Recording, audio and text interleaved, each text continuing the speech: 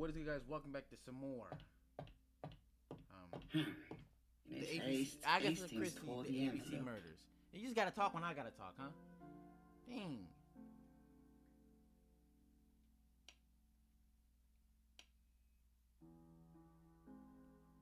How do I compare the new letter with the old letter?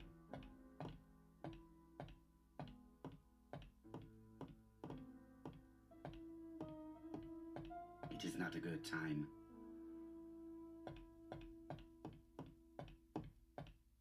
There's no...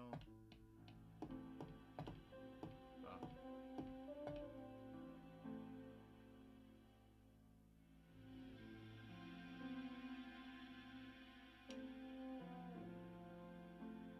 Poor Mr. Poirot. Not so good at these little criminal matters as you thought yourself. We already read that last episode. It is not the right time. What do you mean it's not the right time?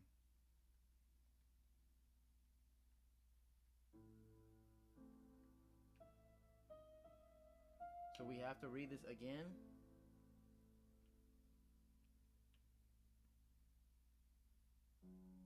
Poor Mr. Poirot. Not so good at these little criminal matters as you thought yourself, are you? Rather past your prime, perhaps? Let us see if you can do any better this time. This time it is an easy one. Churston on the 30th. Do try and do something about it. It is a bit dull having it all my own way, you know. Good hunting. Ever yours, ABC.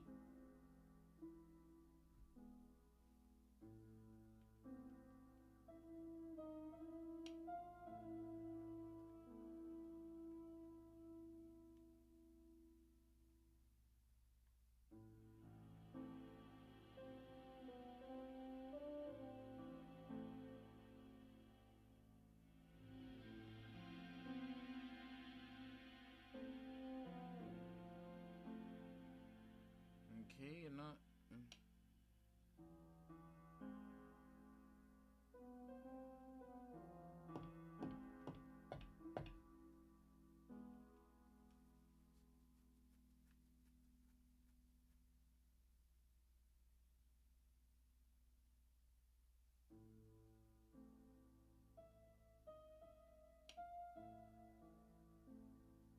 Poor Mr. Poirot.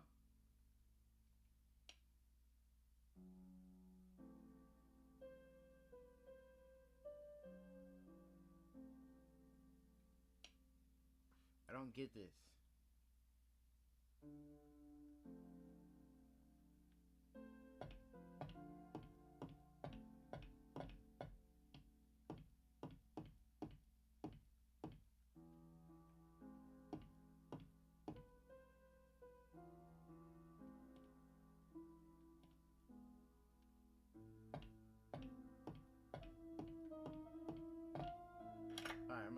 I don't fucking know. We received a new letter from ABC in the 10 o'clock post.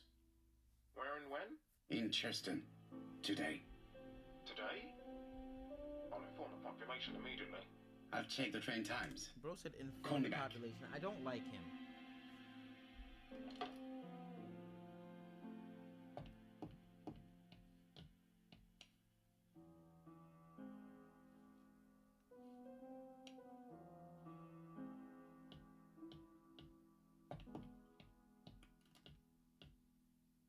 Hastings, what you are doing is an absolute disaster.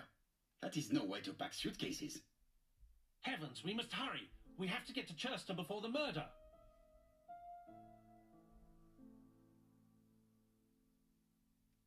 You're right, Hastings. It is an emergency. At last, Poirot, you're being reasonable. Poirot, you were right. Why'd he just yell like the god dang? I've just consulted the ABC guide. There's All no right, hurry. bro. The next train doesn't leave till 11:45. You see, there is no need to hurry. We will not be in Churston until tomorrow morning. After the murder. But why has the murderer warned us so late? It's not what he usually does. Did he do it on purpose? Very good question, Hastings. We should also compare the letter we have just received with the other two. Although I have very little doubt about what we will find. No, I'm assuming you're gonna find some crazy stuff that I'm gonna have to assume. Hold on. Where the other two? I'm now gonna have to magically find.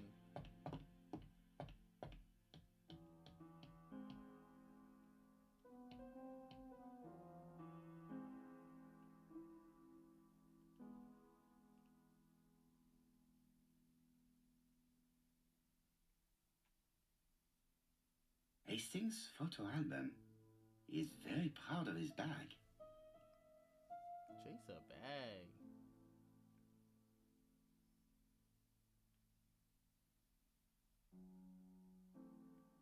We've missed the 6:45 train, but we have plenty of time to catch the night train.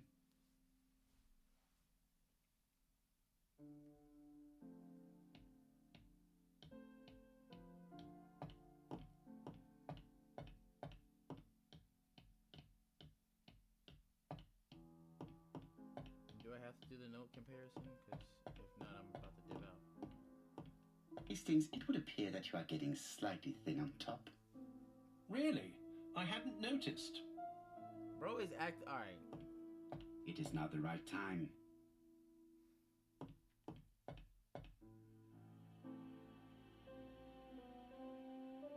Pour Mr. Poirot. Alright, so where are the other letters so I can compare them? Because I'm not seeing it.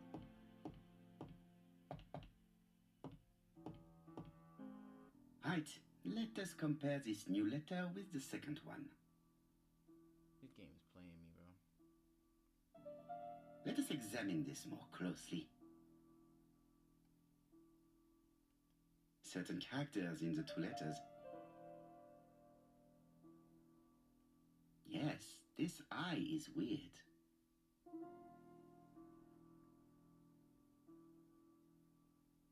Yes, the I characters in the two letters do indeed have the same defects. I have to find some other similar defects to confirm my theory.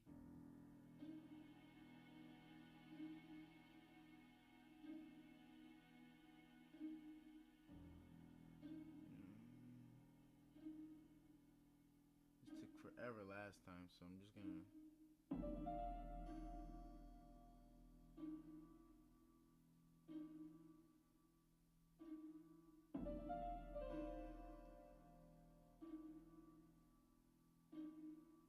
Let us examine the characters in this word. I don't see any. Let us examine the character.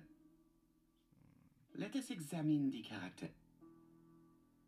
Nothing to report for these characters. Let us examine the characters in this word. The W is not printed properly.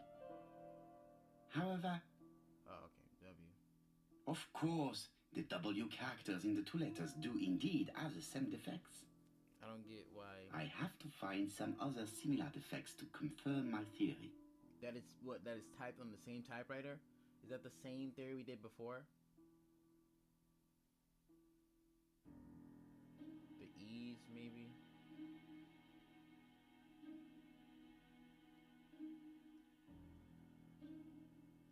Let us examine.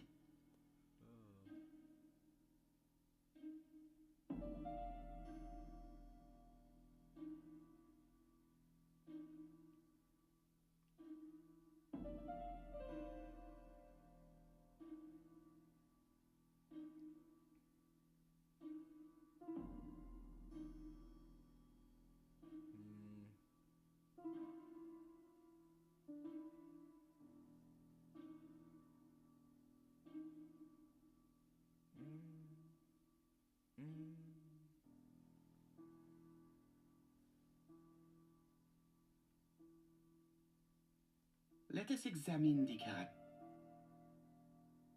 No, this character does not.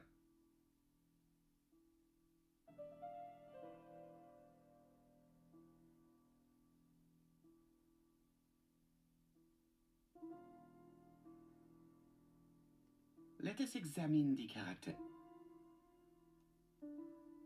I don't see anything. I hate you so much. Is it the A? The A's darker. Yes, the A.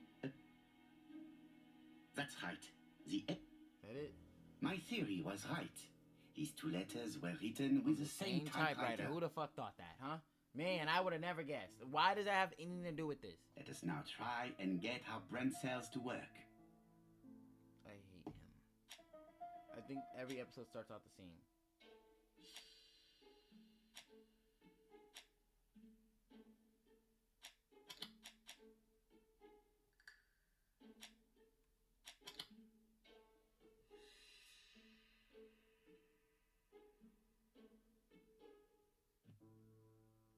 The letter should have arrived in time. The postmark shows that it was sent 3 days ago. However, our man made a mistake in the address, which explains the delay. All the same, the post office took their time correcting the error. Come on, Poirot. Your address is not quite as well known as that of Scotland Yard. Poirot, the telephone. It must be Jap. Must be.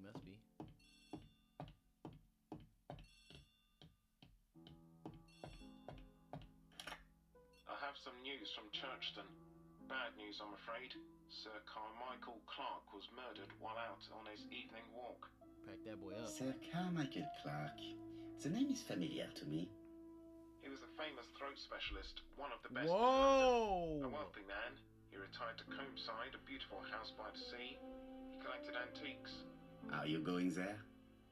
Yes, let's meet on the train.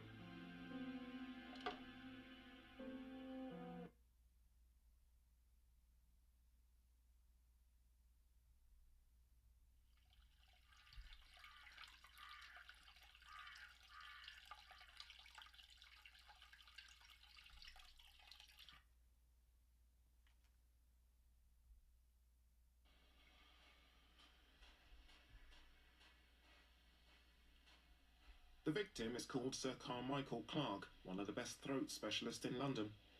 The body was still warm when we found it. If we'd been warned earlier, we definitely could have saved him. It appears that the murderer made a mistake when he wrote his letter. A mistake? Lucky for him. And what if he did it on purpose? No. He's defined his madcap rules and he's sticking to them. It's a matter of pride for him. Shall we go up to the house, Poirot? You go, my friends. I will come soon.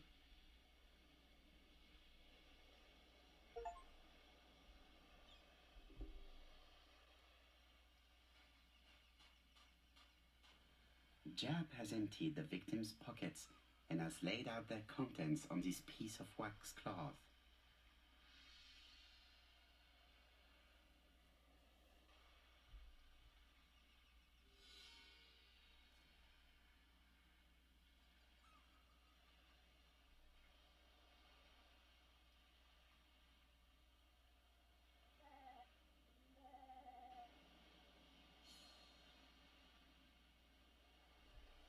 Bro.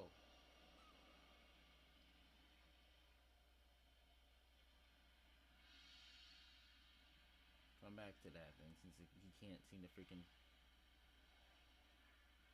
An oriental dragon.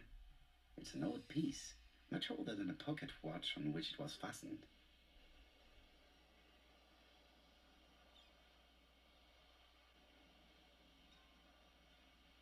It is pointless.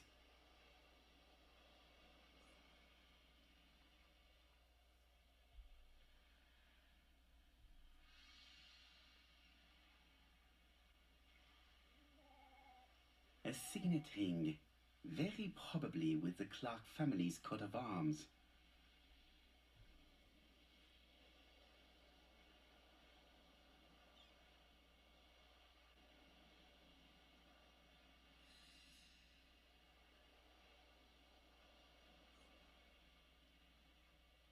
Nothing appears to be missing from this wallet.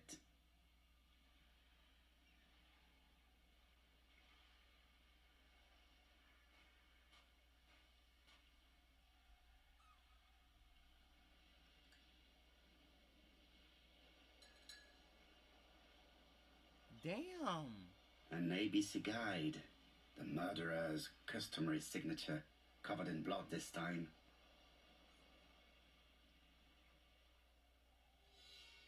Sir Carmichael's throat was cut. It's a clean incision, a professional murder. The gravel on the path has been sprayed with blood that covers a conical-shaped area, which starts at the body and becomes wider as it moves further from the bush.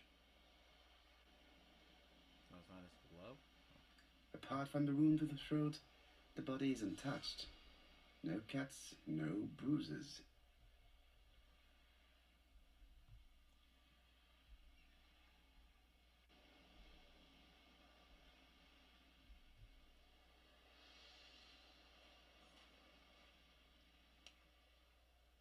What else is fucking left?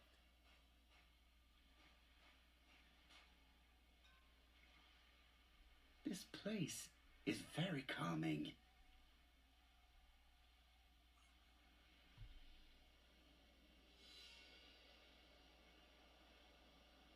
Like, why did I need to look into that?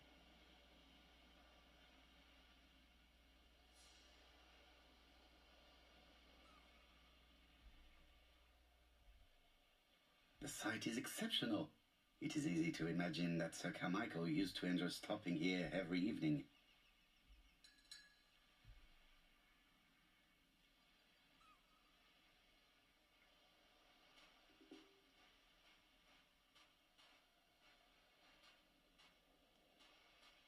The body is just in front of a bush, one of the only bushes in the surrounding area.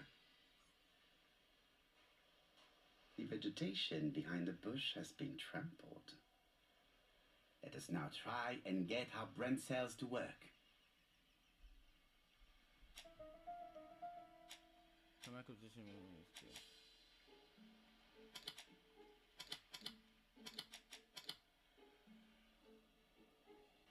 Either was that or the when he's on the floor. I'm really good at that part. Sir Carmichael had his back to the bush when the killer cut his throat from behind. A fatal blow that sprayed blood over a range of more than 1 meter. Let us now try and get our brain cells to work. You're gonna hurt him. He keeps saying, why is he saying it like that?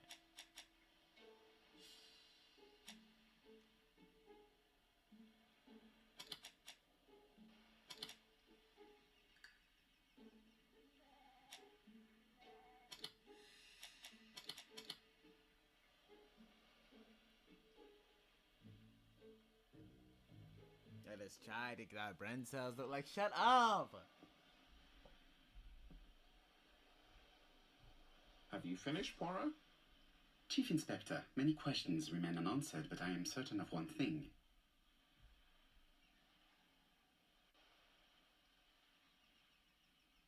The killer has prepared his crime very carefully. Quite right. He must have known Sir Carmichael's movements well to plan such an attack.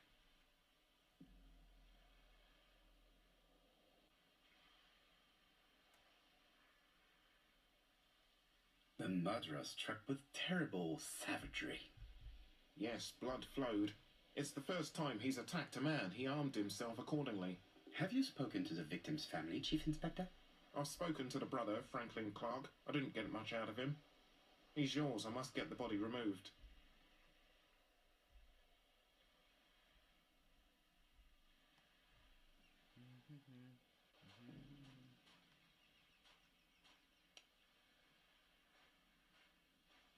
I had better go up to...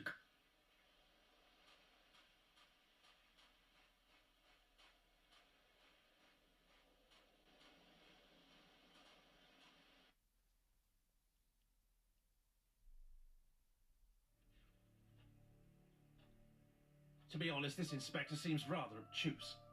I'm counting on your friend Poirot to catch my brother's murderer. Ah, here he is now. Please, Mr. Poirot. Mr. Poirot, this is my brother's secretary, Miss Thora Gray. Pleased to meet you, Mr. Poirot. Would you like some tea? No, thank you, mademoiselle. I find it hard to digest.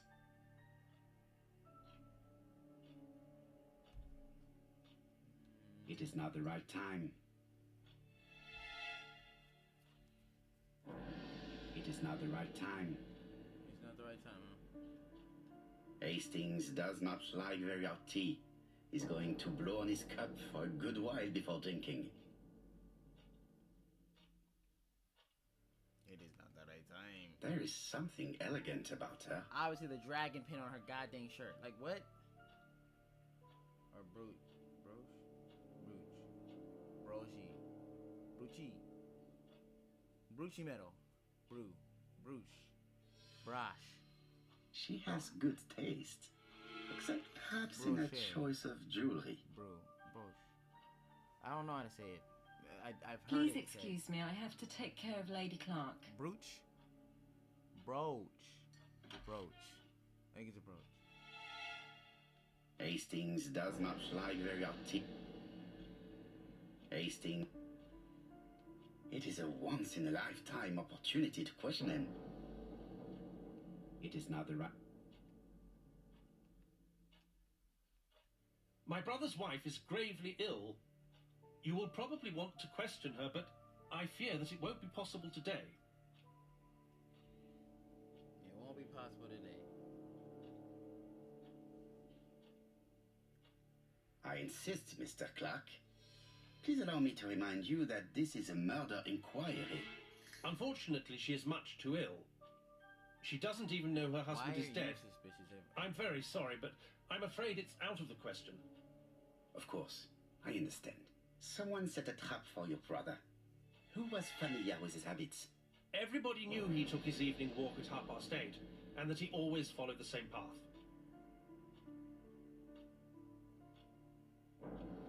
Was it your favorite novel? The Railway Children by Edith Nesbit. I know it's a children's book, but it's enthralling. So it was you who found the body? Yes, along with the gardener. Have you seen any strangers around the house recently? No. As far as I know, nobody has been near the house.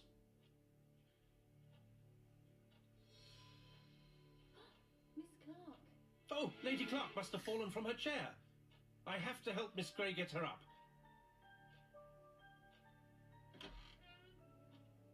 Hastings, while our host is gone, let's examine the drawing room. But, Poirot, a gentleman shouldn't... I take full responsibility. All you have to do is to leave the drawing room door ajar and let me know if anyone is coming. When is a door not a door? That's what that freaking thing means. Sir Carmichael's collection could rival that of a major museum.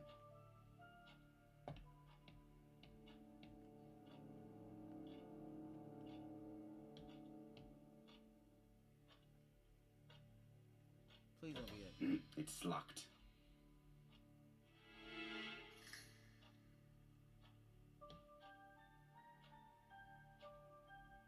Alright, good. There's definitely gonna be a puzzle, so this is the first puzzle. Probably gotta get packed up off rip. Here it is. God fucking damn it. It is blocked.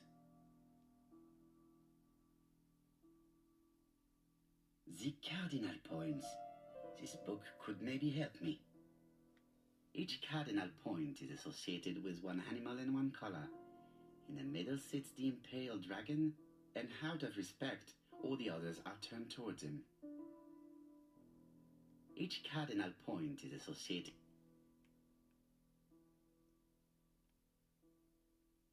It is blocked. It is blocked. I pressed B.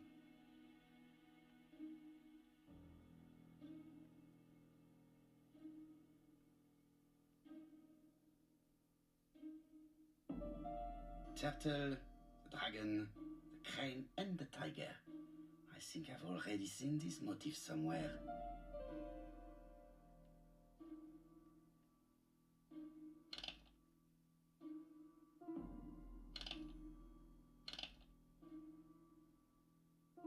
The position of each motif is correct, but they are not turned the same way as on the table.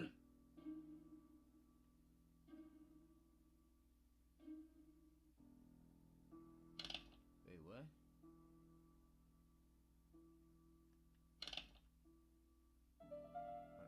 Red on top, blue on black on bottom.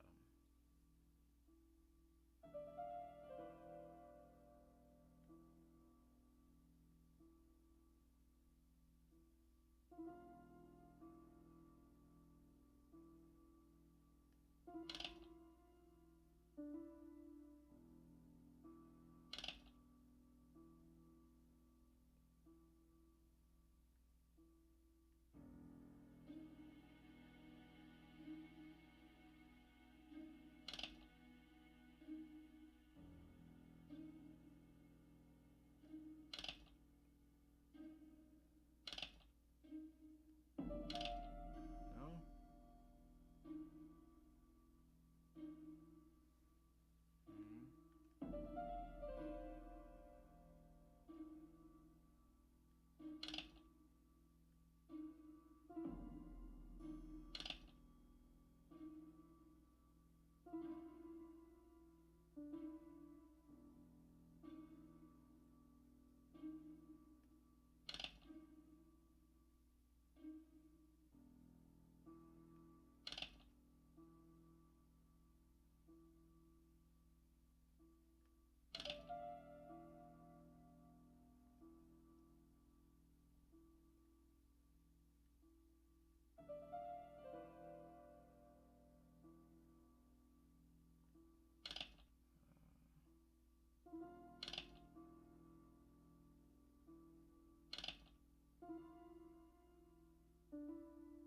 The position of each motif is correct, but they are not turned the same way as on the table. What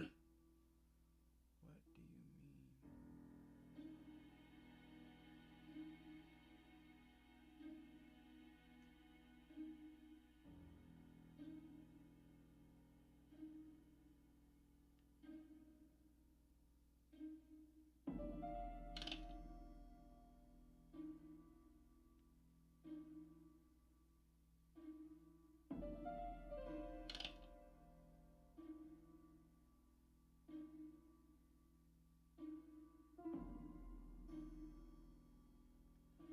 Unless that's...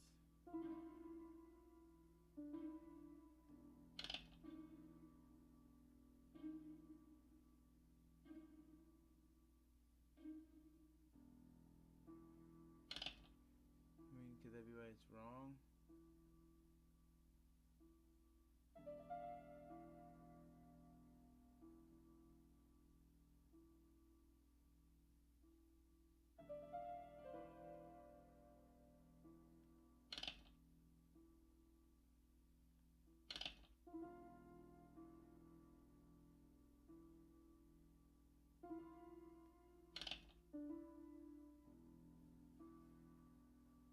Something's not right. We gotta come back to this.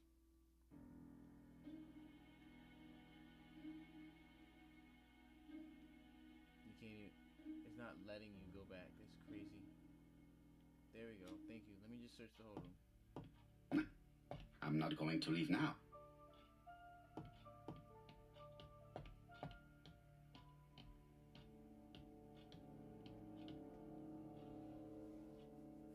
Already getting cooked by the puzzle is crazy. It is an emperor. His place at the center of the table is probably symbolic.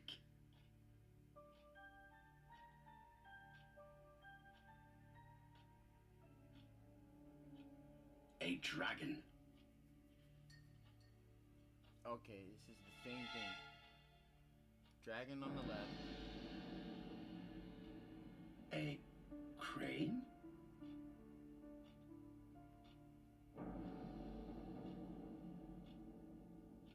A tiger. Dragon on the left, tiger on the right. The question is, what colors go where? A turtle.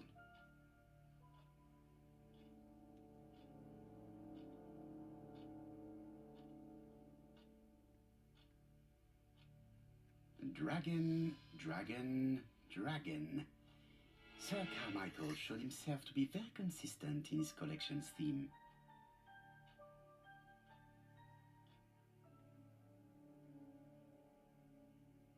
Comside's private collection, purchases since 1920. The catalogue for Sir Carmichael Clark's collection.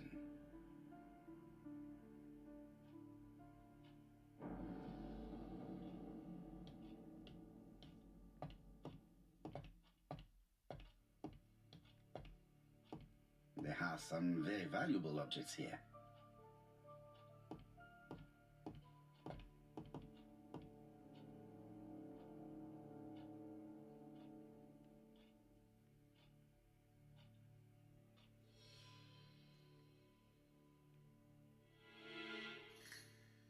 Compass, point to the south. Bronze and magnetite, Han Dynasty, circa 210 BC, purchased in Hong Kong 1935. Like, the fact he just knows this shit off rip is insane. He's smart, but he's stupid.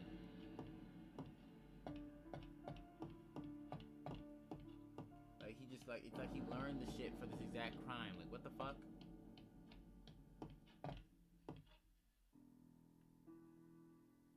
The cardinal points. This book could maybe help me. Each cardinal point is associated with one animal and one color.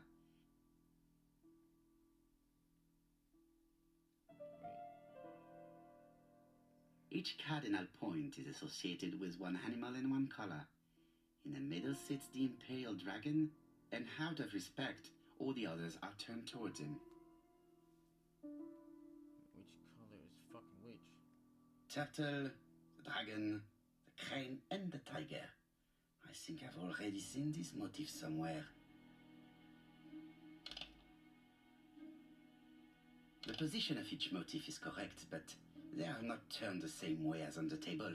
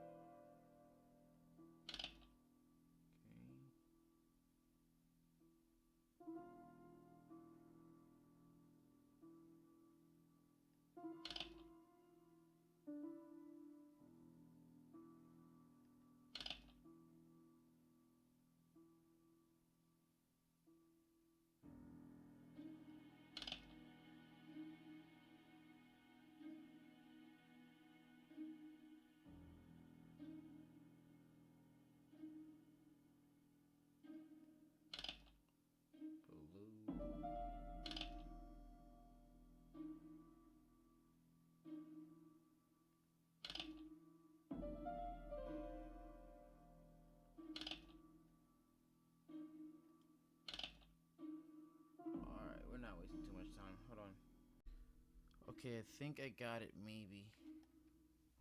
Let's just see if it works. They all need to be facing the dragon.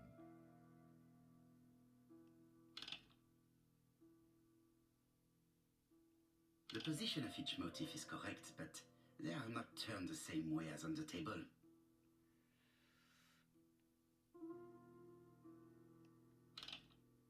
Facing the dragon. The position of each motif.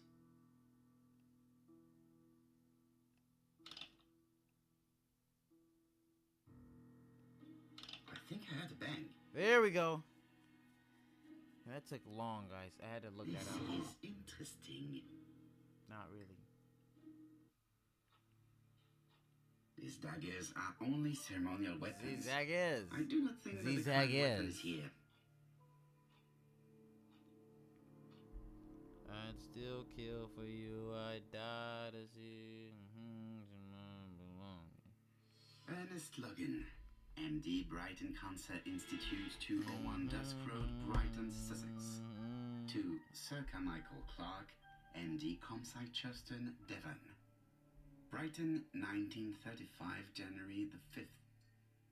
As a man of science, I owe it to you to be completely frank. Lady Clark, your wife is suffering from a generalized terminal cancer. I confess I didn't suspect anything like that during the first exams. But with the test results I have received today, there is unfortunately no place for doubt. I estimate that Lady Clark's life expectancy is no more than 1 year. Hospitalization would not help in her case, so I advise you to keep her at home and provide her with as much morphine as required to ease her last moments. Yours sincerely, Ernest Logan.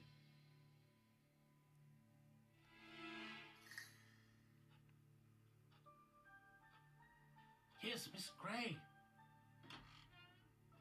See why? Sorry to keep you waiting. He says Lady Gray Clark's cells. condition requires regular care. I believe you want to ask me a few questions. Indeed, mademoiselle. This porcelain is remarkable. Is it old? It's about 3 centuries old, I believe. Wait, let me find the reference.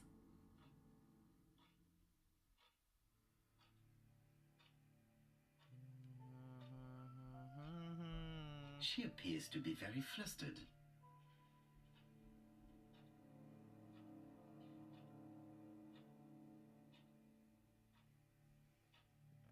looks like she was crying.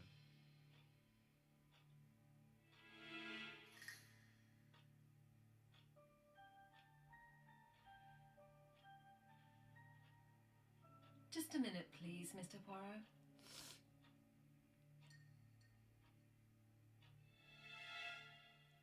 She's unable to hide her emotion, and her makeup has been disturbed. I think that this young woman has just been kissed. Here?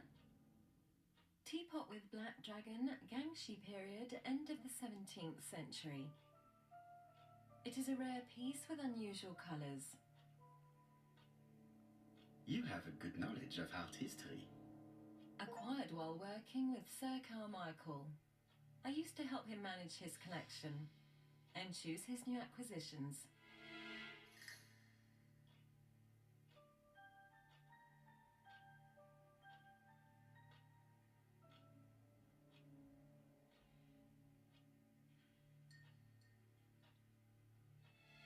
And sometimes, I he already used to give choose you on a that piece one. as a gift. Is that right? Gift? What do you mean? He gives you a gift, a piece of as a gift. You give him a piece of ass. That's what I mean. I am referring to your medallion. But that's absurd. Sir Carmichael never gave me any such thing. Have you seen any strangers hanging around in the past few days? No. Nobody has been near Campside.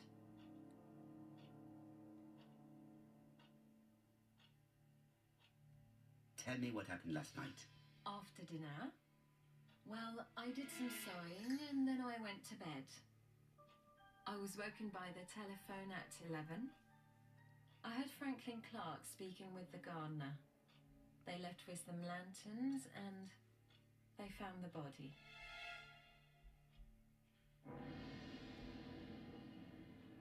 Am I right thinking that something is going on between you and Franklin? How dare you ask me such a question? Your thought, yes or no? Mademoiselle, it is difficult to hide things from me. He kissed you earlier, did he not? My goodness, with Sir Carmichael's death, I was feeling so awful, so worried. I was unable to resist. I am not judging you, mademoiselle.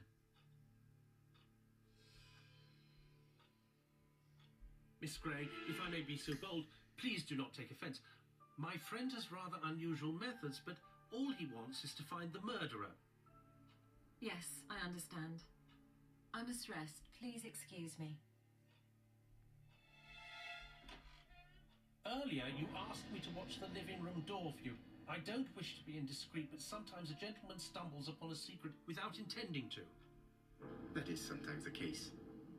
And I saw Franklin Clark kissing Miss Gray at the foot of the stairs. Do you think this is a common occurrence? No, I saw emotion, intensity. I think it was their first kiss. Well done, mon ami. Well spotted. Mon ami. However, I don't think I completely understand this business. Why did Sir Carmichael not defend himself? He appeared to have been active and strong. The murderer did not give him a chance. Let us try and reconstruct the scene.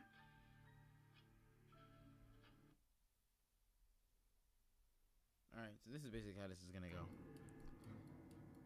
Every time I get stuck, I'm just gonna cut. Like, just instantly. Sir Clark is I'll try taking 2-3 his times, customary then I'm walk. cutting. Our killer is hiding behind a bush. The old man walks quietly along the gravel path.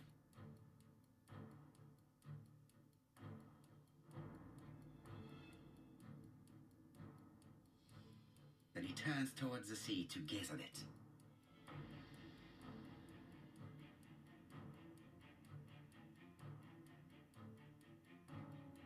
The killer leaves his hiding place on the right-hand side. He approaches silently over the grass.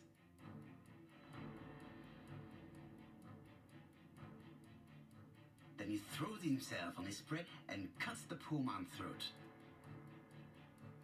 I don't think that's right. I'm not gonna lie. He said He silently. then lays down the ABC before leaving. Everything appears to match the crime scene, Monsieur Hastings. That is exactly what happened. That is exactly what happened. Okay. Why is bro shaking?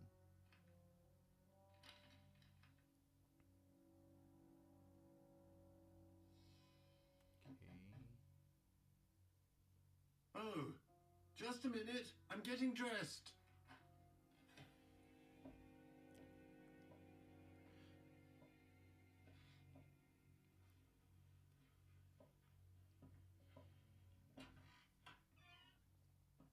Mr. Kirst, have you recently returned from Churston? Yes. Indeed I have. Have you seen the papers? And to think that you might have rubbed shoulders with the killer. Imagine that. Mr. Kirst, are you all right? You don't seem well. My apologies. My throat is burning and my head feels heavy. It's ever since the war, you know. Since my injury, my head has never been the same.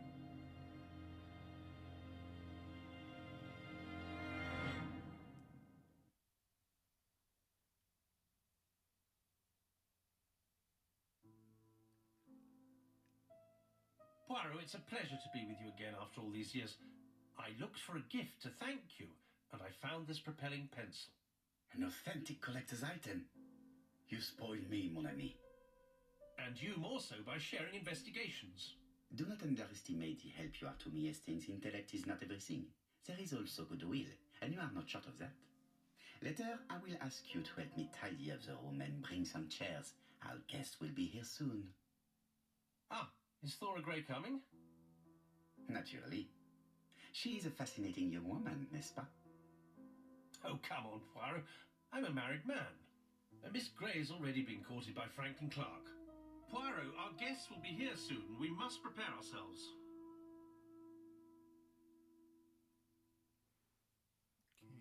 I should take advantage of the silence to examine them.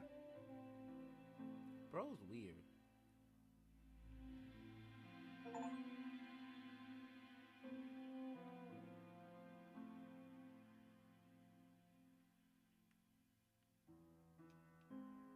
Say what? Why can't I move? Sometimes I love a brunette, sometimes I love a blonde. That's what the song says. Sometimes Okay. the song says, sometimes I love a blonde who comes from Eden by way of Sweden. But I am not sure that this blonde is an angel.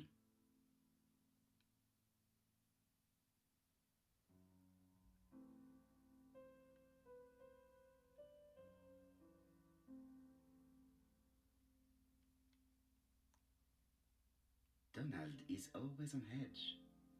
He looks defeated.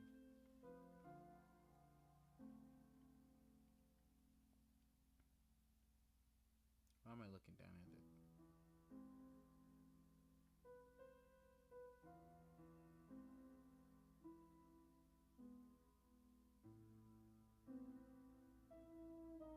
Leave me alone.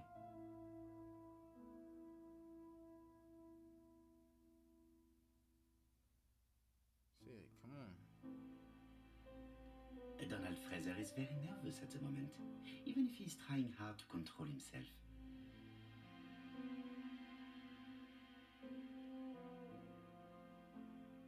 She appears to have taken more care with her appearance than the last time.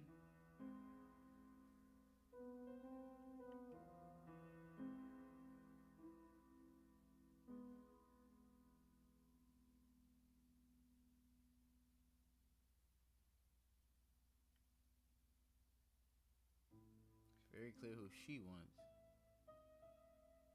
Why is she breathing like that? Mr. Poirot, I don't like being stared at. Shut up. If you have something to say, would you please say it to me? Megan is a thought. That's what I have to say to her. She's looking at Mr. Fraser out of the corner of her eye. Did she make herself beautiful for him?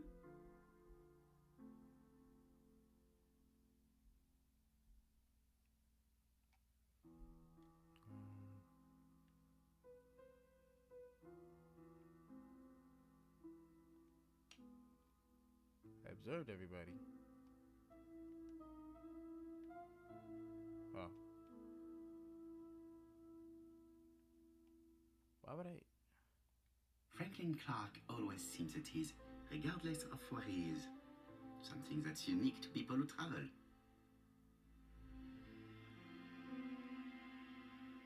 I hope to concentrate on my guests. I wish to thank you all for coming. I wanted to bring everyone close to the victims here in order to unmask the murderer. Get to the point, Mr. Poirot. What do you want from us? You are an intelligent woman, Mademoiselle Barnard, and I'm sure that you have already understood my intentions. You think that if we put our heads together, we might come up with something new? I am convinced of it. All I ask is that you search your memories. The murderer must have left some trace. Yes, he must have prepared his crimes very carefully. Tout à fait. He did not get to Bexhill at midnight in order to strangle a young girl whose name by chance starts with B. Must we go into that?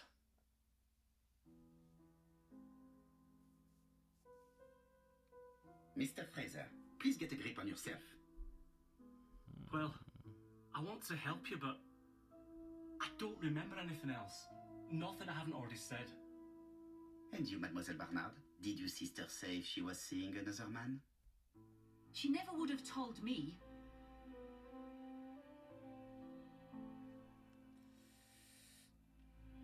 Why would she hide the fact from you? Betty knew I didn't approve of her behaviour. Her flirting was spoiling any chance she might have had.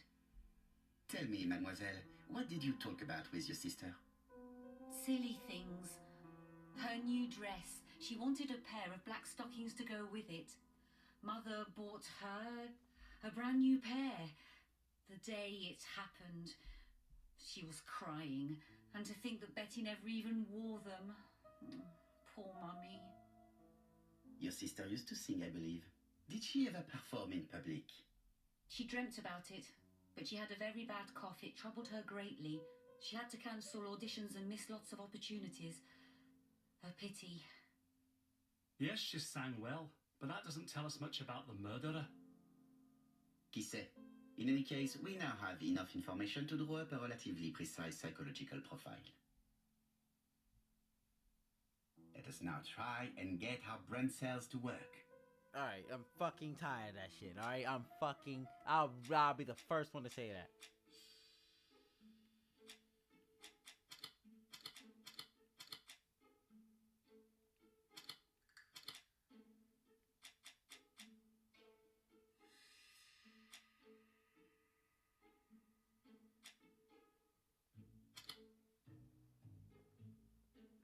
Trying to get our brain cell, but he's saying gray cells. Like, you're not. What is he? He for sure is. He's sure of himself. He killed in public. That's crazy.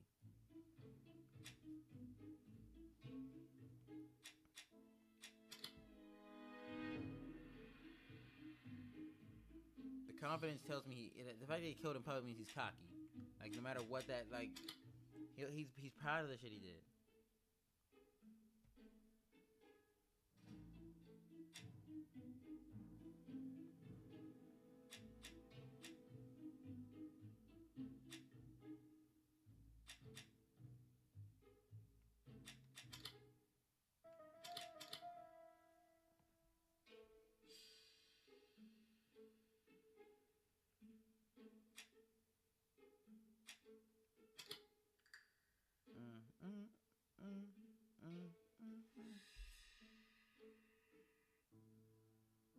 So, ladies and gentlemen, we can now surmise without too much risk of error that our adversary is calculative, sure of himself, a seducer of outstanding intelligence, that he has plenty of self-control, and that he likes railways.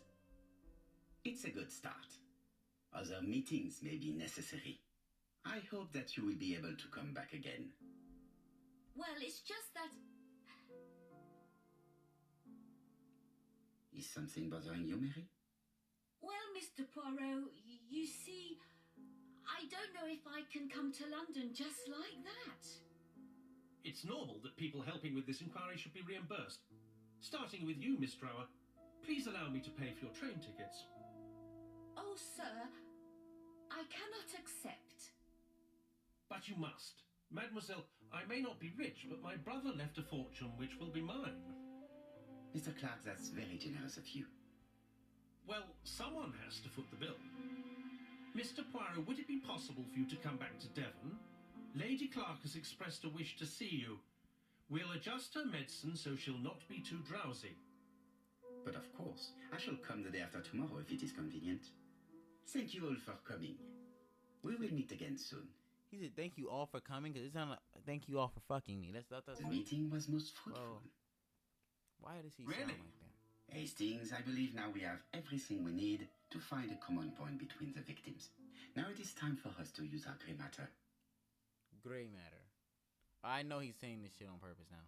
Let us now try and get our brain cells to work. See? It's saying gray cells, but he's saying brain cells. Don't like him.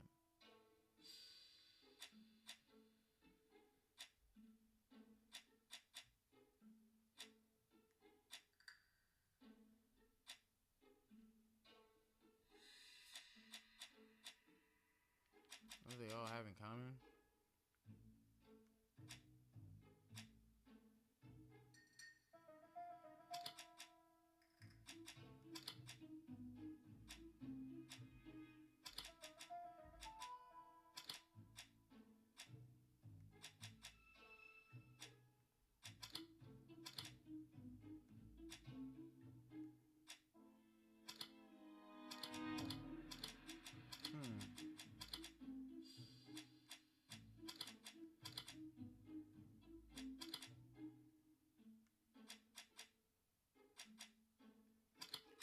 What do the victims have in common?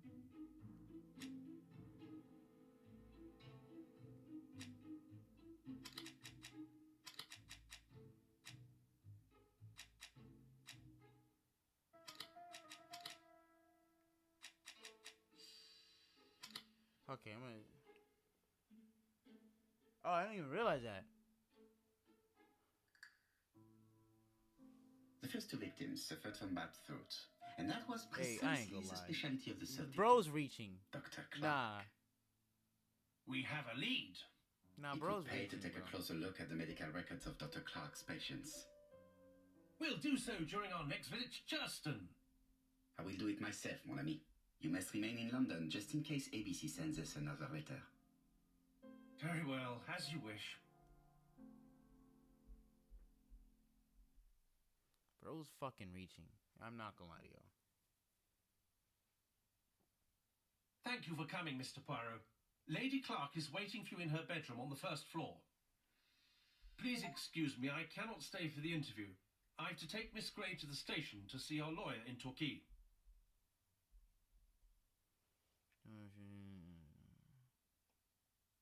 Are you going on holiday, mademoiselle? Not exactly, Mr. Poirot. Miss Gray very kindly stayed with me to settle my brother's affairs, but naturally she prefers to find a position in London. Ah, très bien. I'll be absent all morning, Mr. Poirot, but the nurse is coming soon. She's to ensure that the dose of medicine doesn't make our patient drowsy. Thank you, Mr. Clark. Have a nice trip, mademoiselle.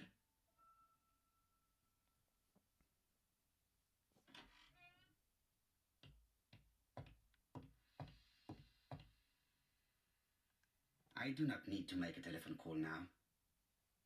Okay, being fucking useless. It is not the right time. It's closed.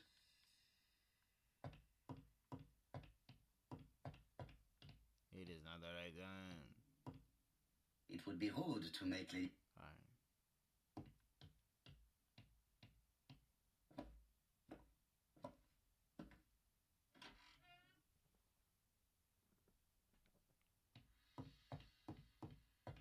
Hey, why is she shaking like that?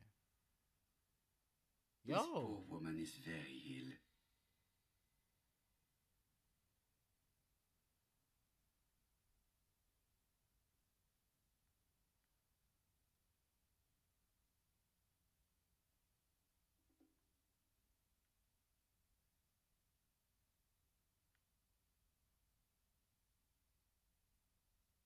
Please tell the nurse to hurry.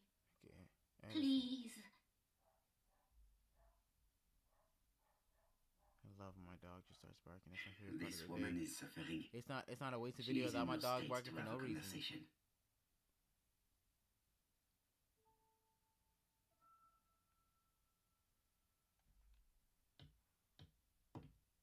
It would be rude to make Lady Clark wait any longer.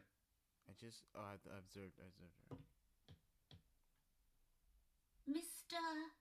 Poirot? My respects, madame. Thank you for coming. Thank you. Have you seen the nurse? She should have been here by now. Oh, I'm sorry. The telephone in the hall is ringing.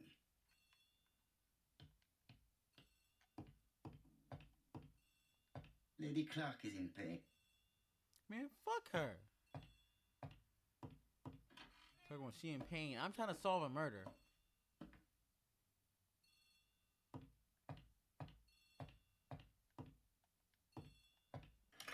The Clark residence. Detective Hercule Poirot speaking. How do you do, Mr. Poirot? I'm Lady Clark's nurse. I wanted to let you know that I won't be able to come for her injection today. Might Miss Gray be able to do it? She has just left, but I will take care of it. Thank you. That's very kind of you. You'll find the skeleton key to open the medicine cabinet hidden in the lion trophy. You can count on me. Au revoir, mademoiselle. Oh, thank you kindly. Goodbye, Mr. Poirot.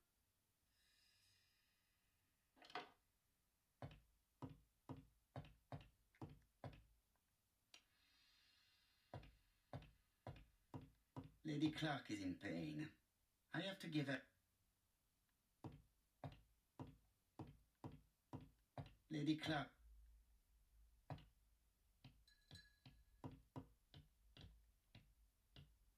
Okay.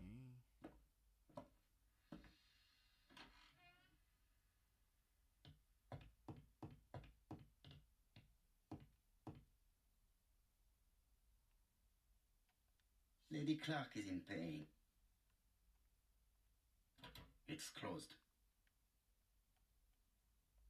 Lady Clark is... Are you fucking kidding me?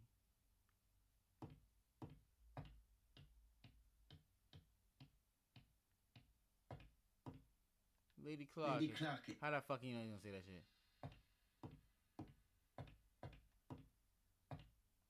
Lady Clark is... Bro, I need... Hold on, what closet?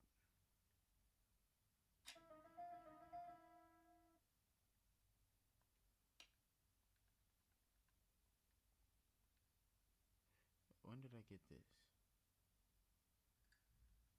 RB. Okay.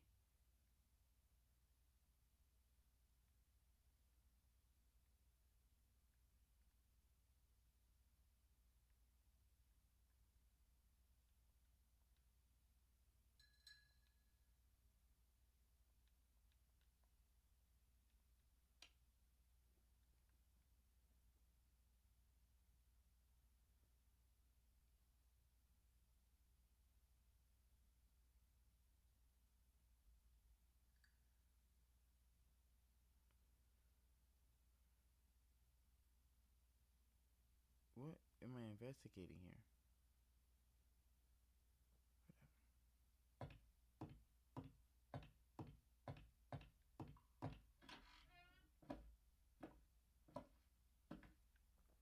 How do I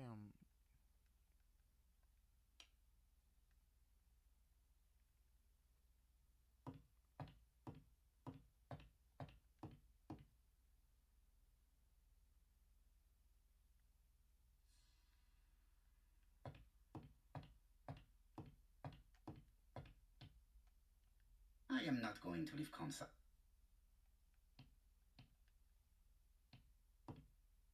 Lady Clark. Bro. Lady Clark is in pain. I have to give her an injection.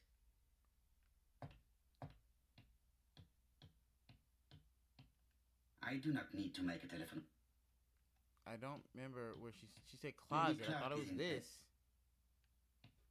What closet?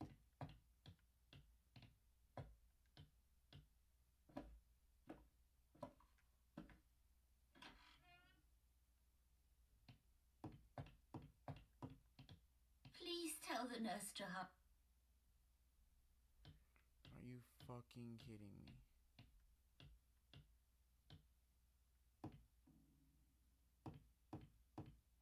Oh, I guess we're gonna do a cut. Alright, guys. Figured it out.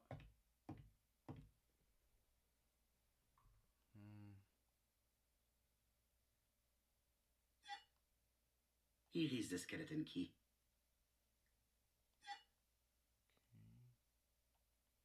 April 1925, Aceh Province, Sumatra. April. I forgot what I needed the key for. It is not the right time. Lady Clark is in pain. What do I need the key for again? I am not going to.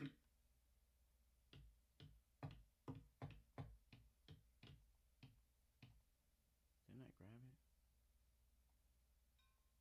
it? April 9.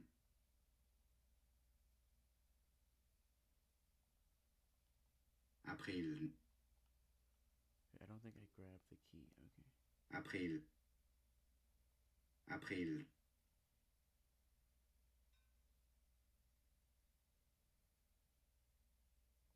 April.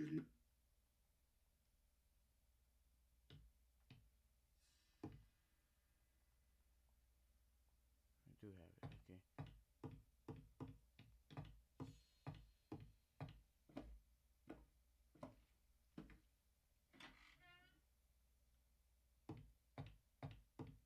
Ah. It's closed.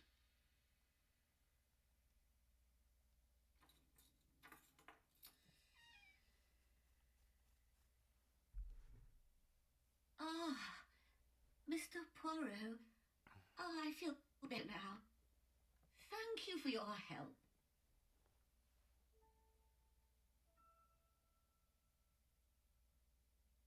Madame, you are tired, so I will get straight to the point. What can you tell me about this business? What business, Mr. Poirot? No doubt. You wish to talk to me about what happened to your husband? Ah, yes. Oh, poor Carmichael. Has the madman who killed him been caught? Not yet, chère madame. There was a great many people in Churston on the day of the murder. Indeed. People go straight to the beach. They don't come near Coomside. So, there were no strangers around the house that day? Who said that? The people who live here.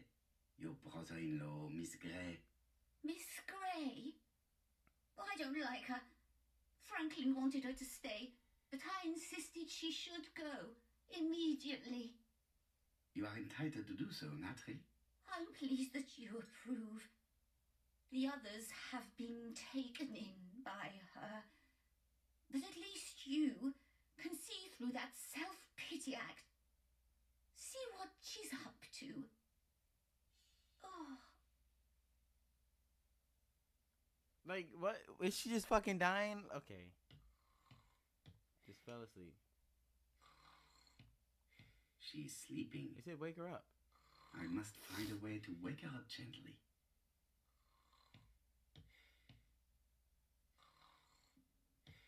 That music box maybe? Oh. This subject would probably be useful to me. Silver comb.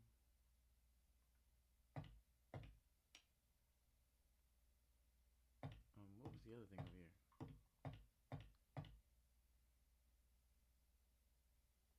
I've finished with this subject. The subject would probably be useful to me. Bronze comb.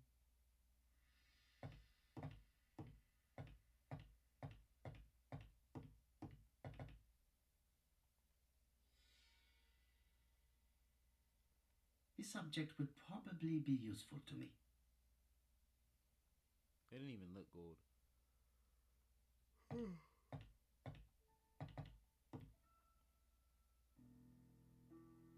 God dang it.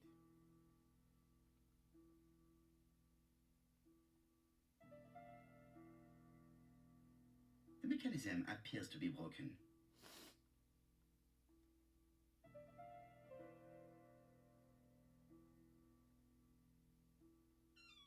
Oh, okay.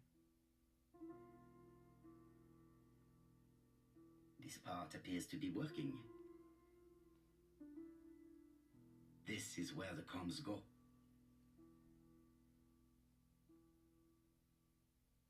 This spring appears to be broken.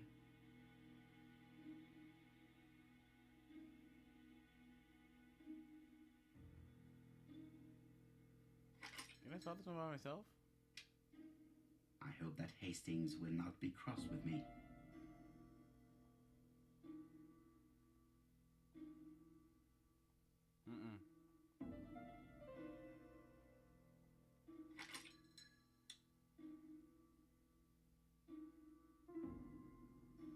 The gold was last, so.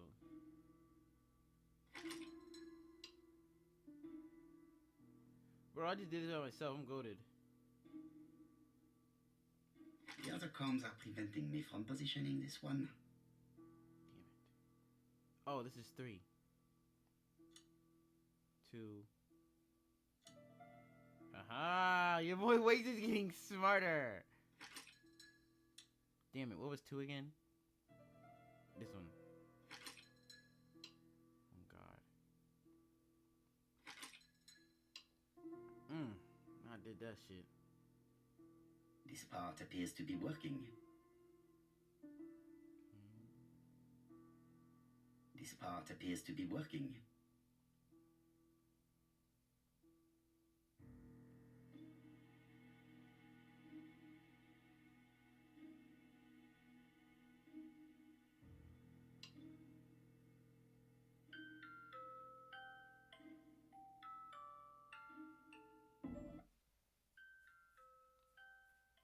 Your boy Waze is getting better.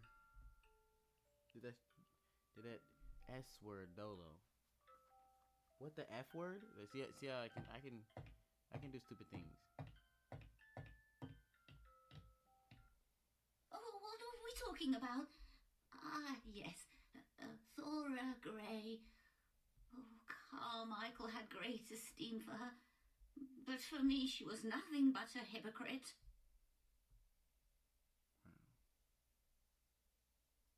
Miss Grey was a hard worker, though. Thank goodness. Fortunately, she was good at her job. I don't see why you all think you should have to defend that girl.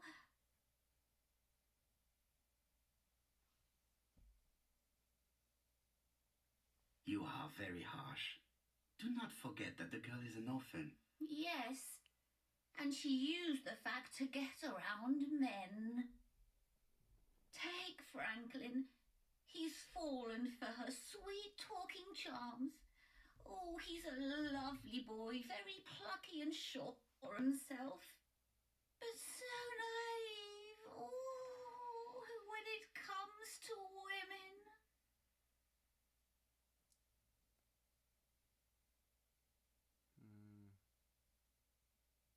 Franklin really idealized Miss Grey? Absolutely.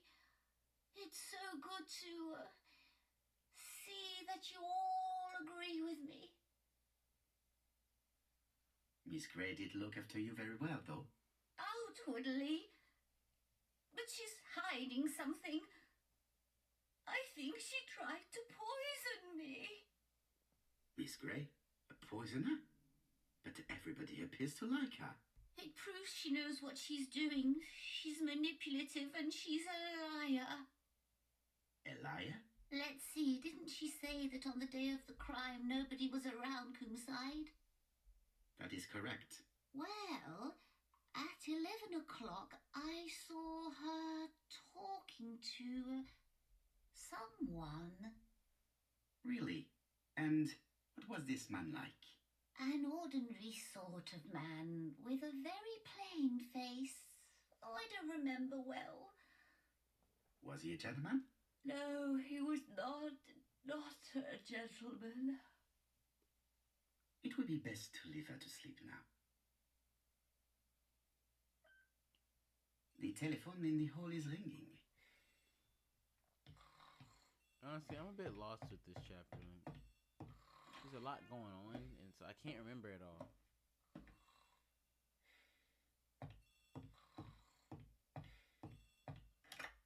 Hello? Hello? Poirot, is that you? Hastings here. Bitch, Thank Rose, you for that's calling. Have you received a new letter from the murderer? No, thank goodness. How are things in Churston? I'll question Lady Clark, but I will not leave until I have examined everything of interest to me here. Fortunately, Franklin is absent, and I have a skeleton key. Have you seen Thora Grey again? Briefly. But rest assured, I intend to summon her to London soon. She's a fascinating girl. But secretive.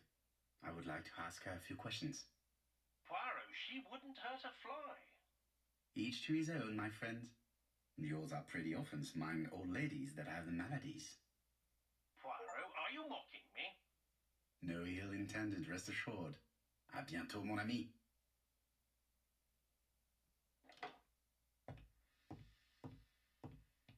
What else is there left to inspect? Oh, I can go to other rooms now. Okay.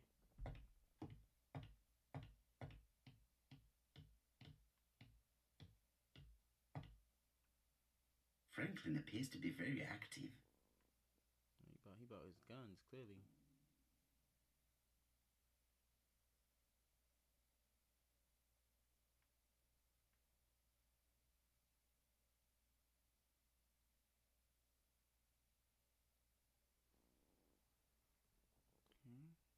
Franklin Clark appears to be a typical British gentleman. A good sportsman, a hunter, a traveller.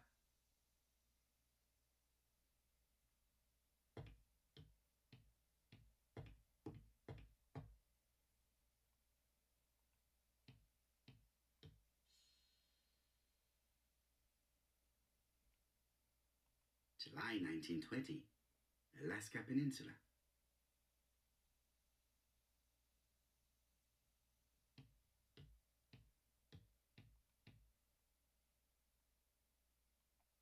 February 1922, South Africa.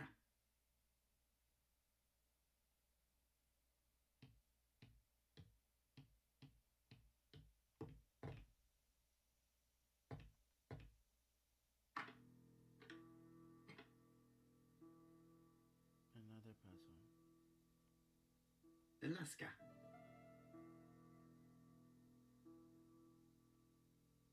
This plate appears to be able to move, but something is blocking it. This plate appears...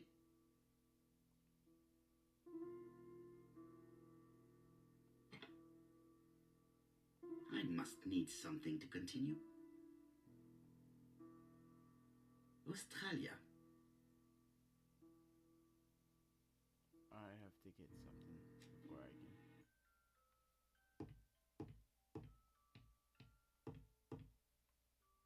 It's not in here. What's this? Oh. Another one of these crazy puzzles, huh? Chinese symbol is engraved on this metal disc.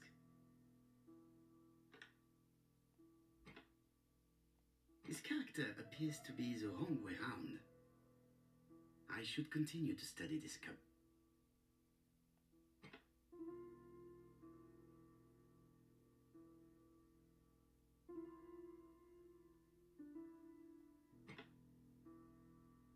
This character appears... I should continue to study this cup. Well, tell me if it's the right way. This character appears... I should continue to study...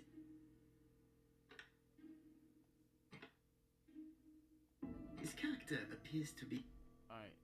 I should continue to... We're probably gonna have to just look these up, not gonna lie.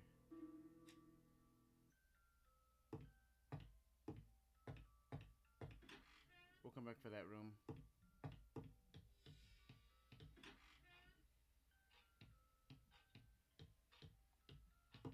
Sir Carmichael's collection could rival that of a major museum. The door is locked.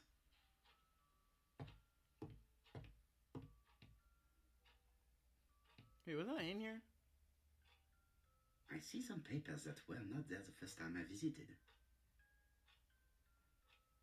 I was definitely just in... Valuers report property. Building land located in Comside, Churston client, Sir Carmichael Clark, April 15, 1935, Court and Brunskill office.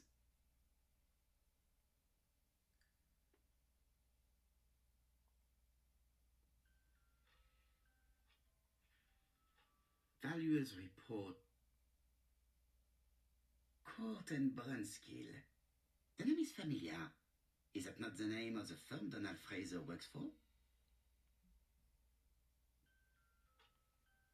These daggers are only ceremonial weapons. I do not think that the crime weapon is here.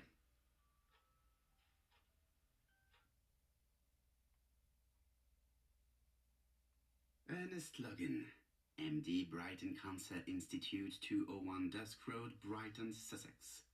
To Sir Carmichael Clark, MD, Comside, Churston, Devon. Brighton, 1935, January the 5th. As a man of science, I owe it to you to be completely frank. Lady Clark, your wife is suffering from a generalized terminal cancer. I confess I didn't suspect anything like that during the first exams. But with the test results I have received today, there is unfortunately no place for doubt. I estimate that Lady Clark's life expectancy is no more than 1 year. Hospitalization would not help in her case, so I advise you to keep her at home and provide her with as much morphine as required to ease her last moments. Yours sincerely, Ernest Logan.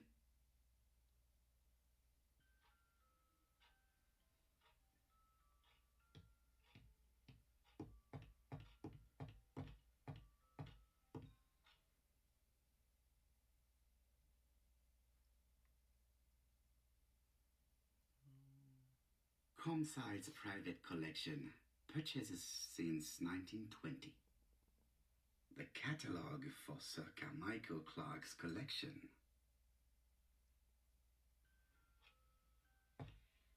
Okay. I am not going...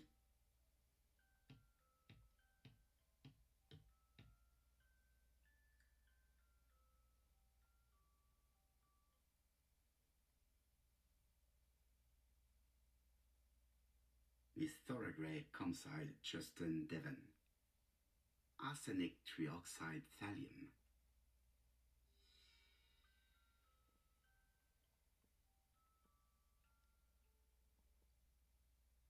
The Black Dragon. Okay. The Black Dragon's Curse. To Franklin, who will never grow up. January 25, 1928. Car Charlotte.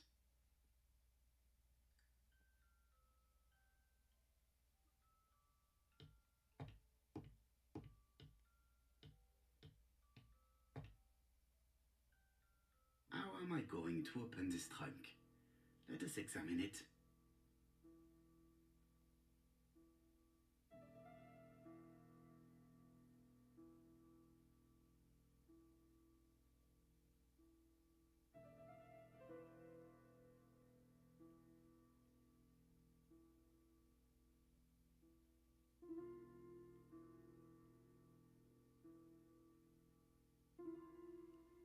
1927.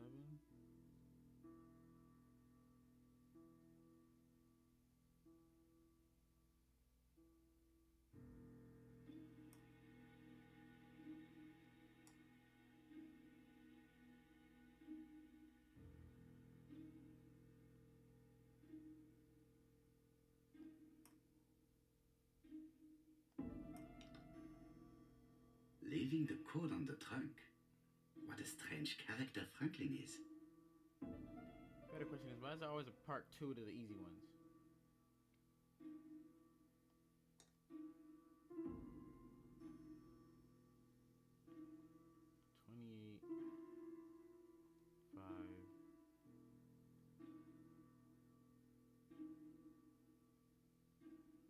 Bro.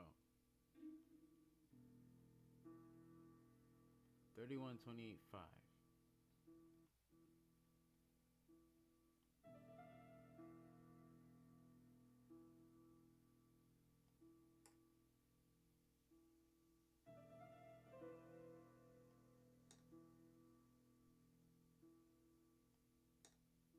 Hold on.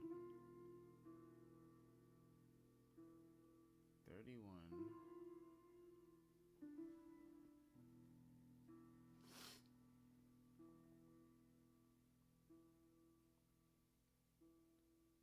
I'm honestly a little confused on this one.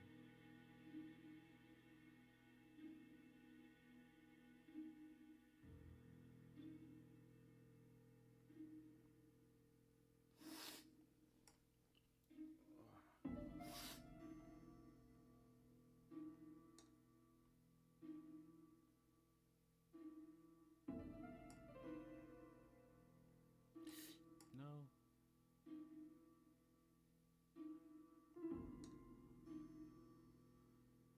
Alright, we're gonna look this one up too. Alright then. I can just get out of it. Yeah. We'll be right back.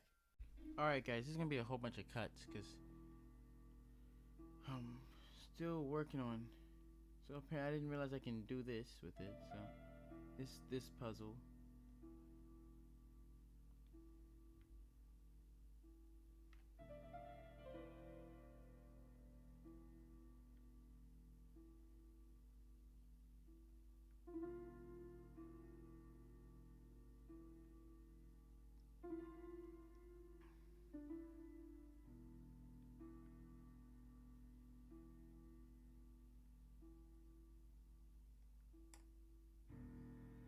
Honestly, I don't really understand this puzzle.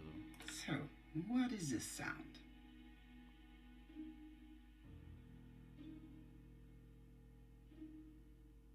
I should be able to open the trunk now.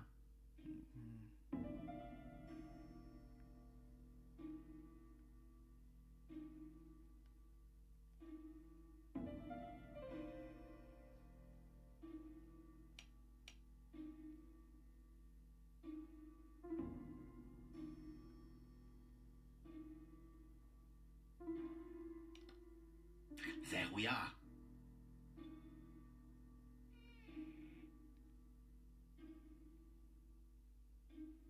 Okay, I didn't look this far ahead, so it's just blindness right here. Hopefully. Whiskey and other good quality drinks. Mr. Clark really has refined tastes.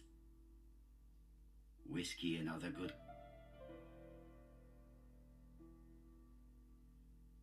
Whiskey and other good quality...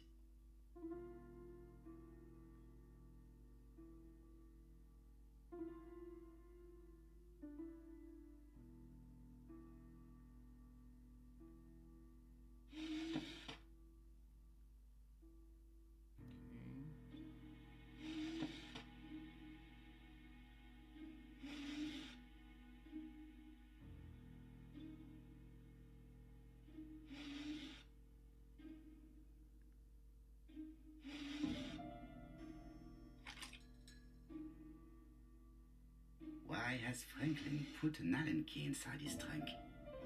I'll borrow it for a minute.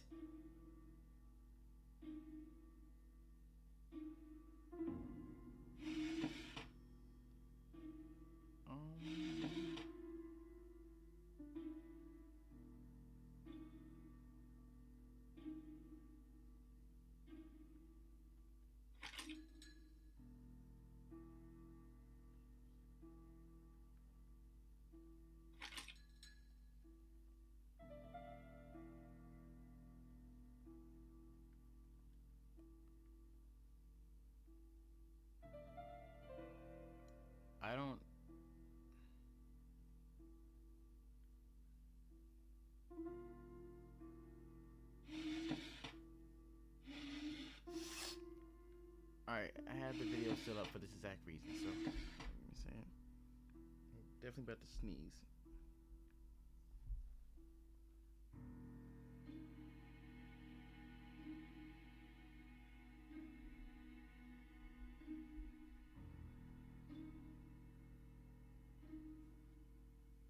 See, I can open this one. Okay. A pile of books, including one about dragons. Nothing interesting. We all saw me poking at that, right? And it just didn't nothing went. So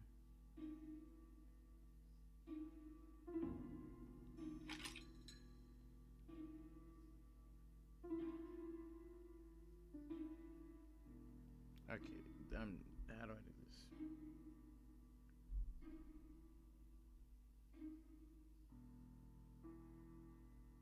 You kidding me?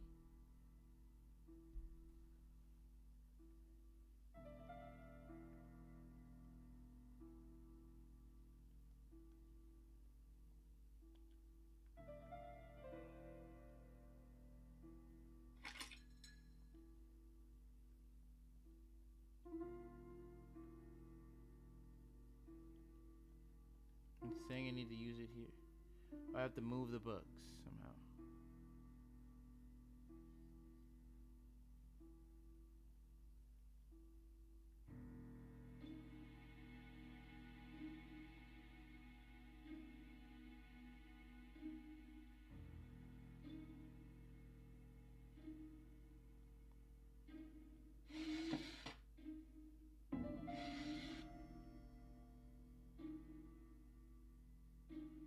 A pile of books, including one about dragons.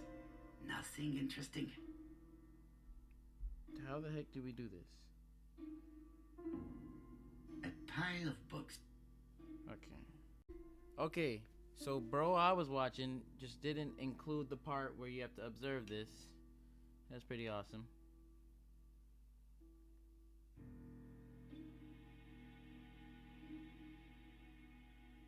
Yeah, that would have really helped me out. An Allen key. It can be used in 5 positions.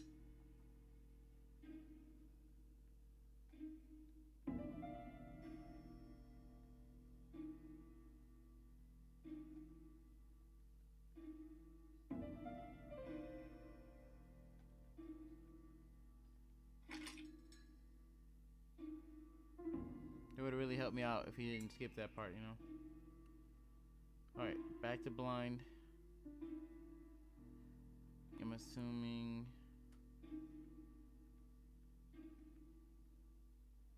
it's the key again.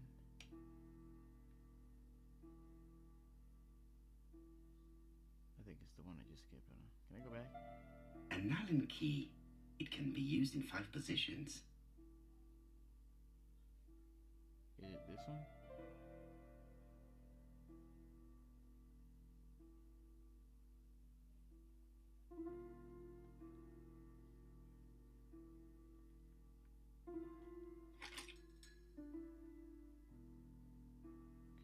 Another screw.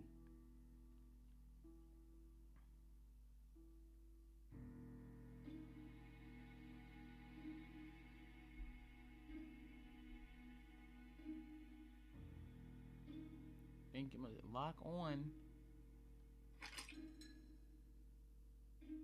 Honestly, this chapter's insanely long. And this is so many cuts because the puzzles are hard. This engraving is not very easy to understand. I need to sort it out.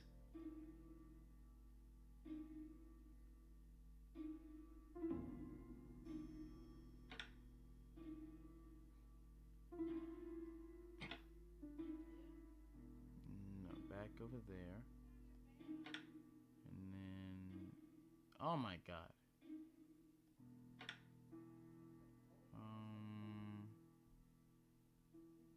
Like right here? And then...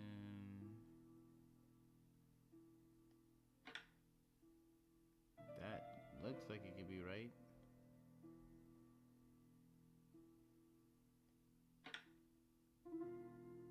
It is blocked.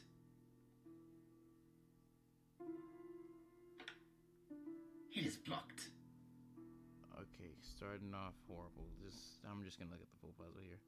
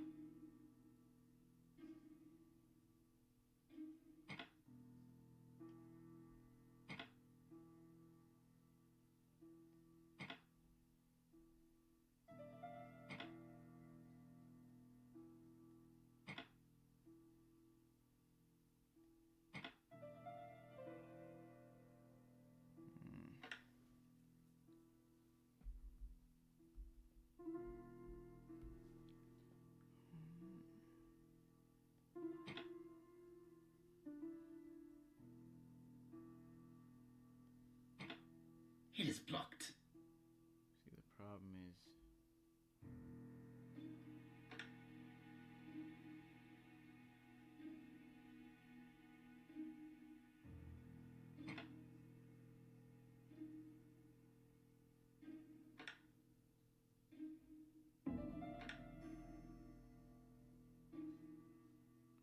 Oh my god, did I do it? Franklin must really love his country to have an engraving in his trunk. I am not liking this chapter. I'll be real honest.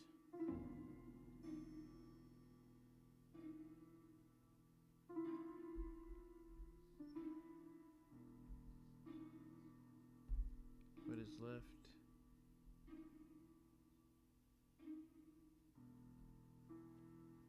It's a hidden department right here. Okay, how was I supposed to know? Man. A signet ring? A signet ring with a code written on it. 1587. It may be useful to me. I'm not gonna lie, he's just doing too much.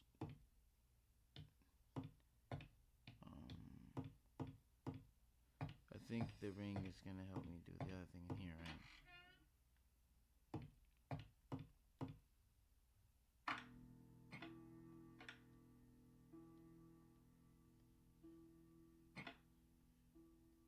I lost the one thing.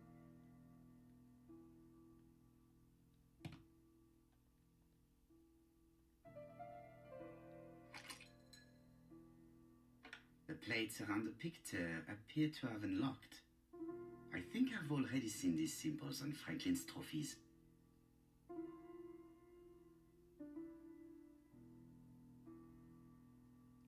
Alright. Just fuck it. Gonna do this one next. Be right back. Okay. More cuts, more cuts. We're getting past this fucking chapter. The position of this character looks right to me. Okay, next character. Bottom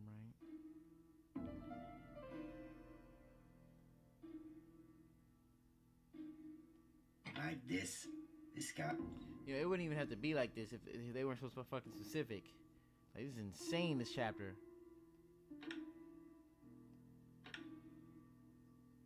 Like this. I took a guess on that one.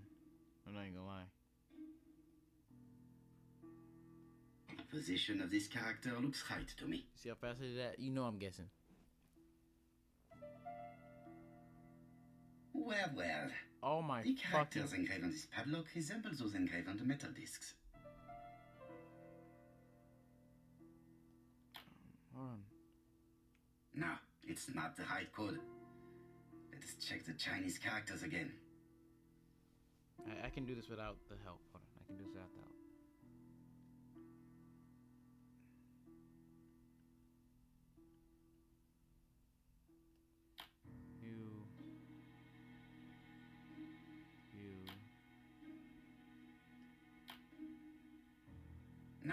it's not the right code. Let us check the Chinese characters again.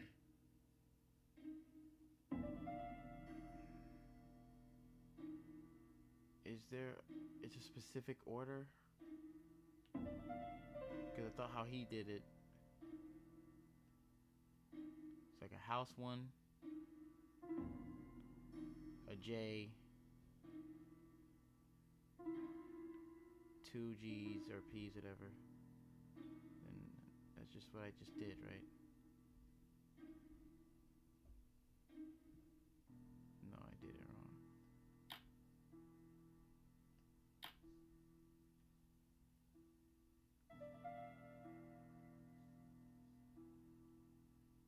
He didn't say anything.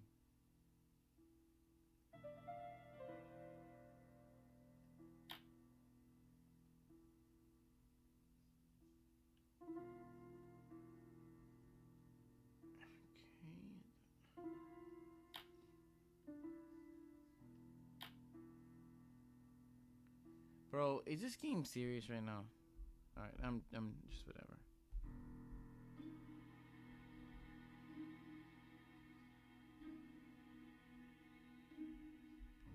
You gotta be kidding me.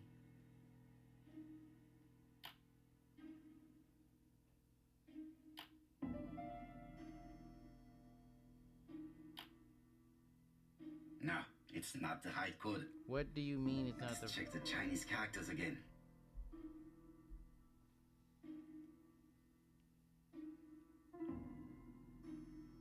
I see.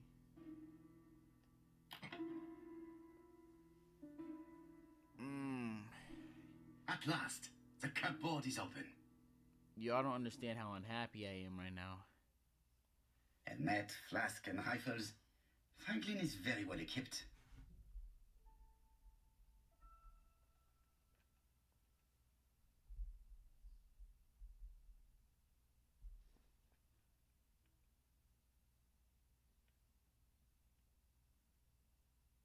Genteel and wild. English countryside revisited.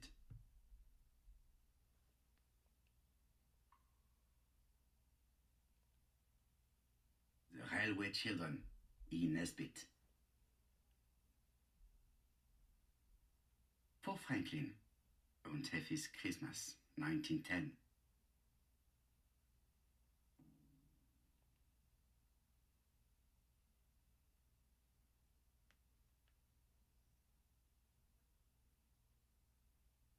Traveling in China, a practical guide for English travelers.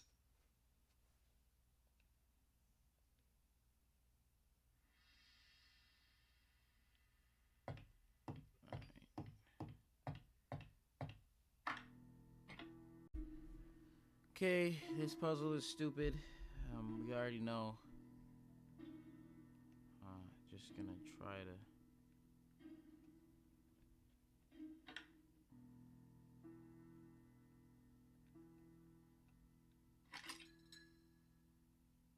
The plates around the picture appear to have unlocked.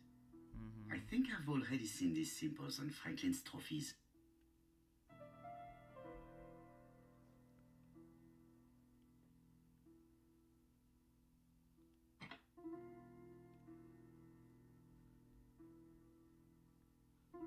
Just gonna make sure I try to keep up with the video so I don't get behind. The African kudu. Hold on, I've done something wrong. Oh, no, okay.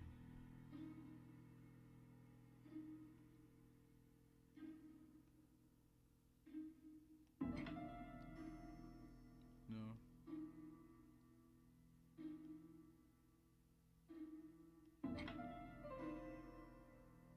No.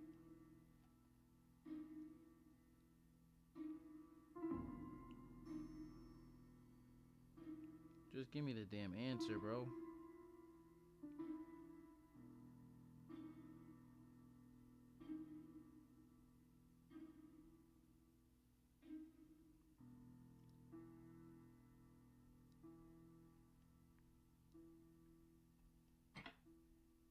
The Alaskan Kodiak bear. puzzles are not making sense.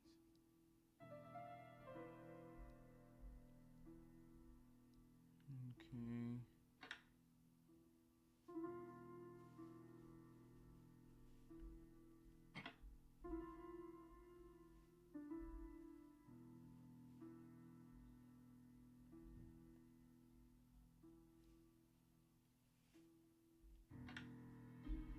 The Lion of Sumatra.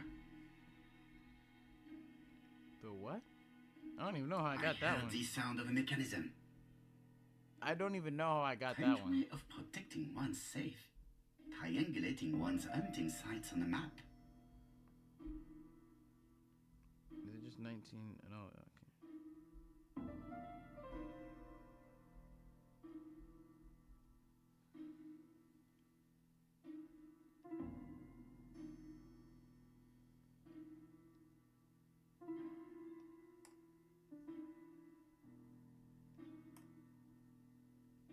Guys, when I tell you I've had enough at this game. It's just like that. Like I don't even care that I'm cheating while recording.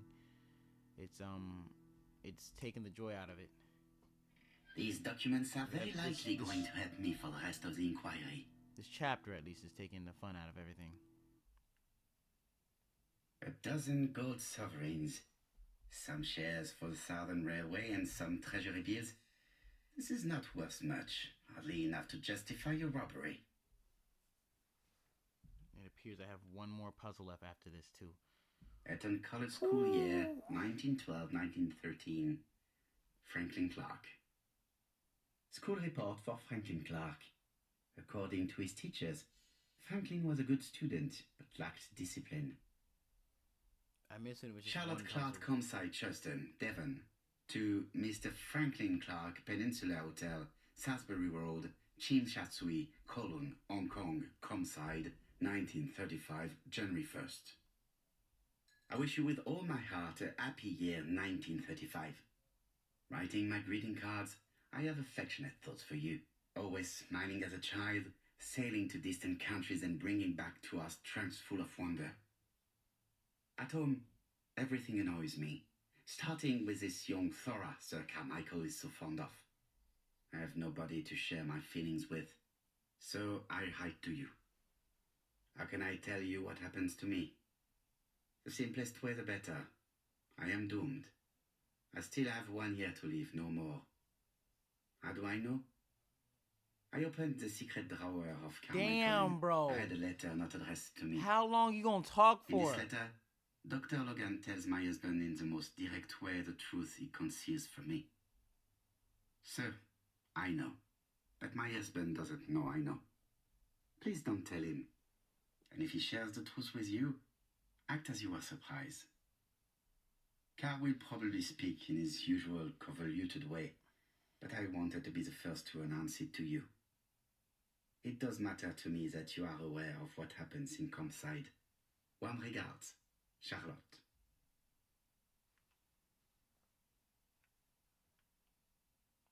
A dozen gold...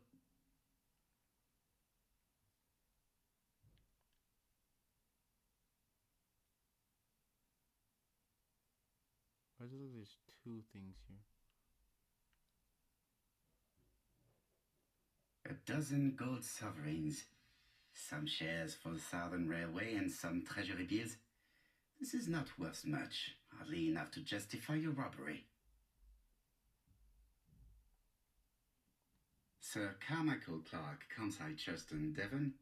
To Mr. Franklin Clark, Peninsula Hotel, Salisbury Road, Chinchasui, Kowloon, Hong Kong. Comside, 1935, January the 12th. Dear Franklin, first, I wish you a good start to a successful new year. I have received your letter dated December 10th. Thanks for defending my interest against Wang, this robber.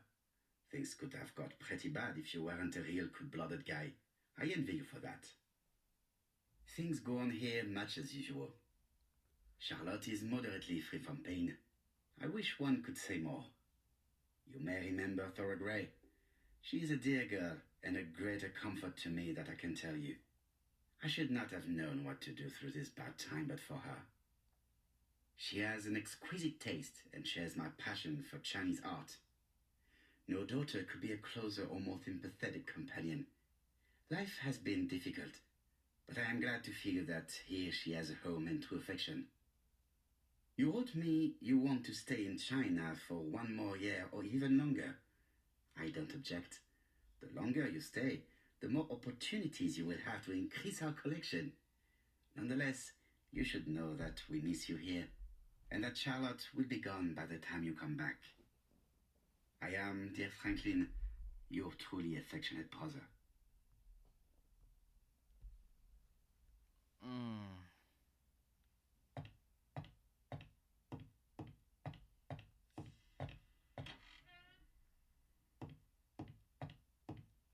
I am not going to leave Kansai now.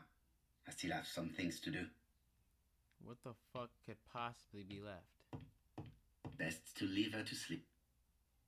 Obviously, it's this room.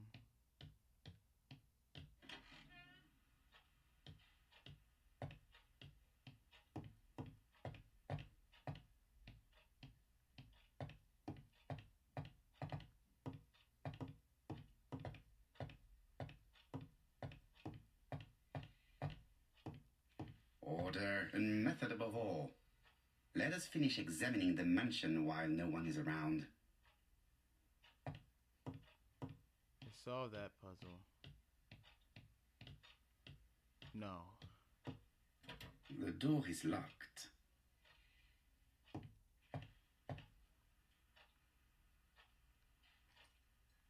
Better not be another fucking puzzle. This unit contains the medical records for Sir Carmichael Clark's patients. Let us study them closely and see if there are any familiar names. No deaths on the records from A to D. They've been handled recently. No known names. Disappointing. Lots of dust. The records from E to Z have not been touched for years. No known names. Disappointing. Is that all you wanted, Hercule?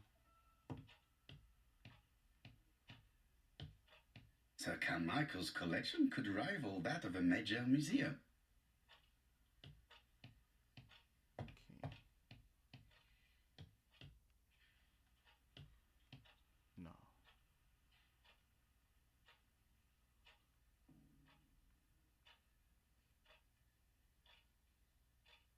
Traditional Chinese map. Facsimile. South is on the top of the map.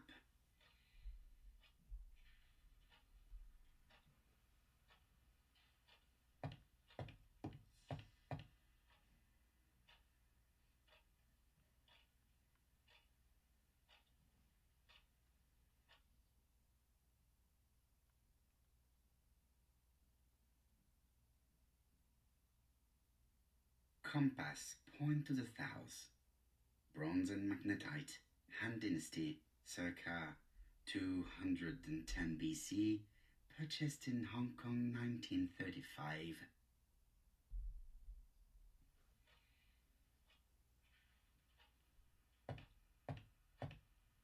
There are some.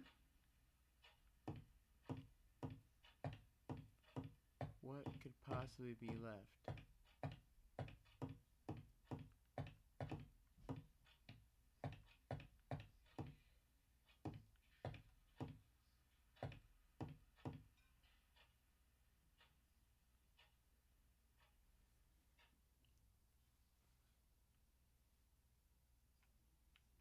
A dark dragon for a bright-haired maid. C. There's blood on that or something. I've already seen similar daggers.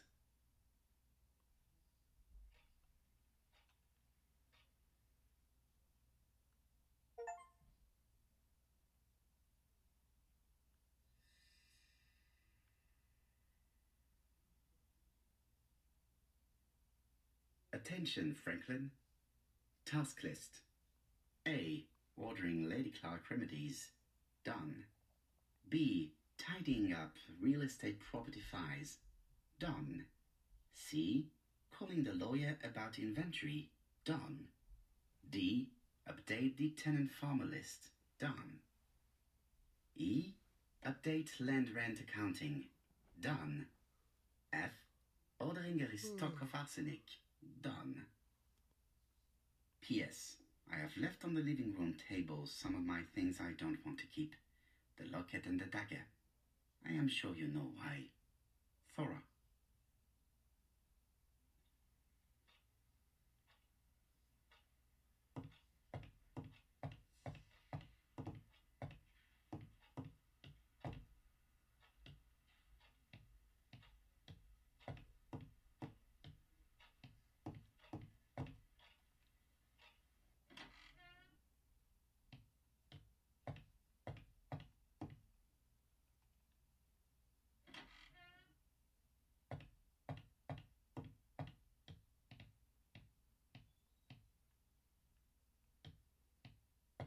I don't know what to do.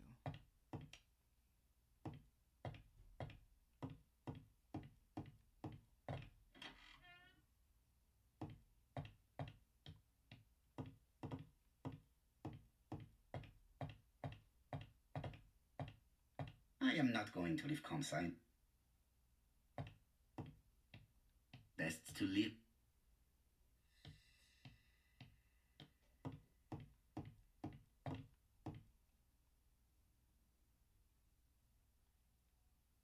April 19. Didn't I solve all the puzzles? I've finished with this subject. He'll say he's finished with it. Okay.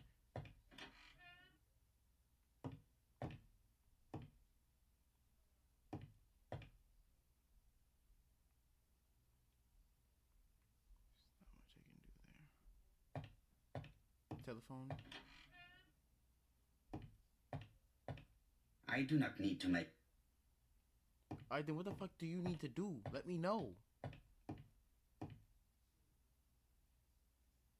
You're a fucking clown. You're a fucking clown.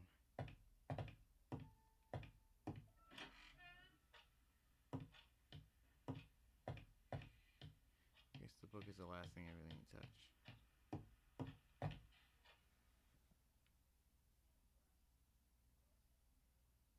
Comside's private the catalogue for Sir Carmichael Clark's collection.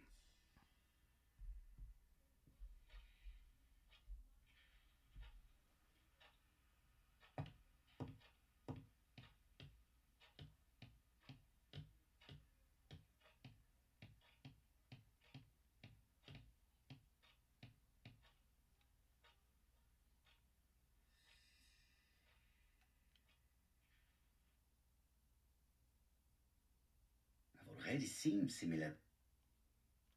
Okay, maybe check the daggers.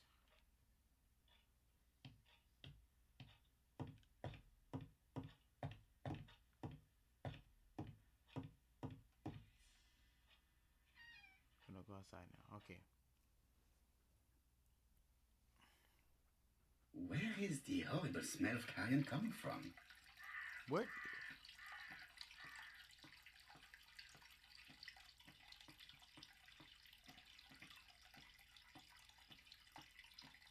Something makes.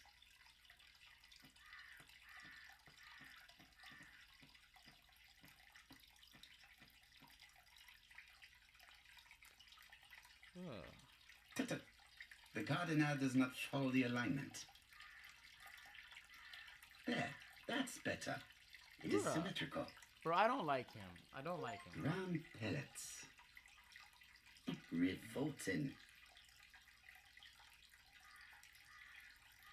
There, that's better.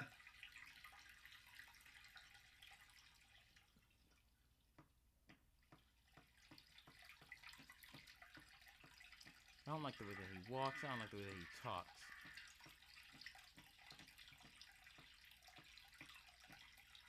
This wisteria is in full bloom.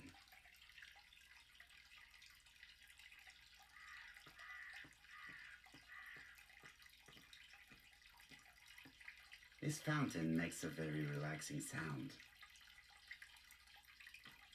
I would like to congratulate Clark's gardener. What symmetry.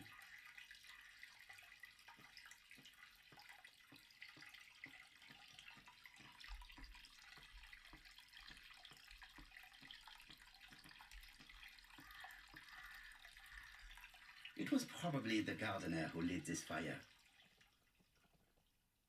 Look here.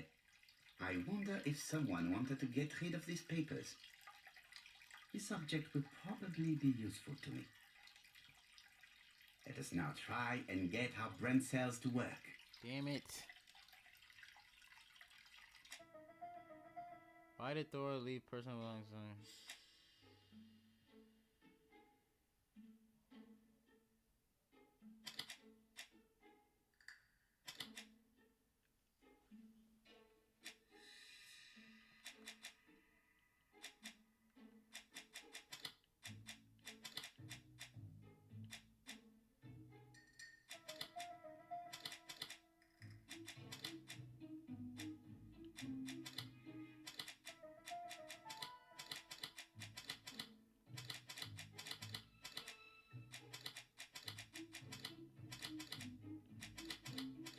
There's nothing to... Alright.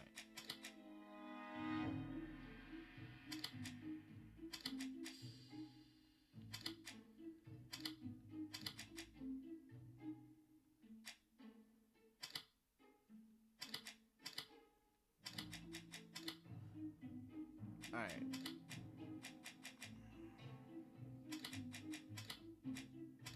No?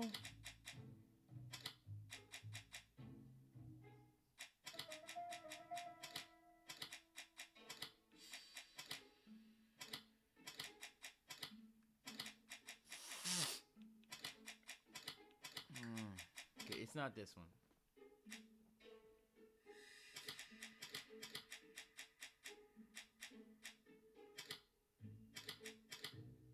How the fuck does that work?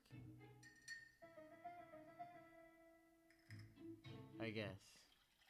Everything that Thor Grey has left behind comes from Sir Carmichael's collection. He most probably gave them to her, but he chose to leave them here rather than run the risk of being accused of theft. It is understandable when you know just how much Lady Clark mistrusted her. Let us now try and get our brain cells to work. Whatever, shut the fuck up, alright? Shut the fuck up.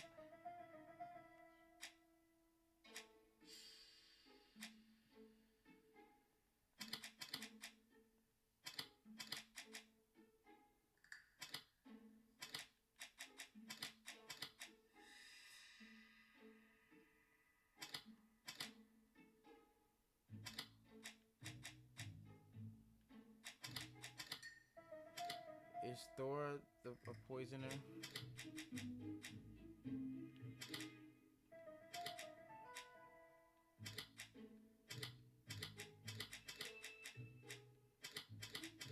I must say it's one of these.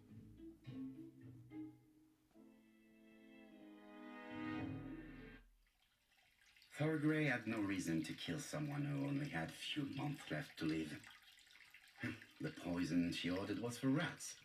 The gardener must have made good use of it, considering the stinking remains on the path, not far from the property.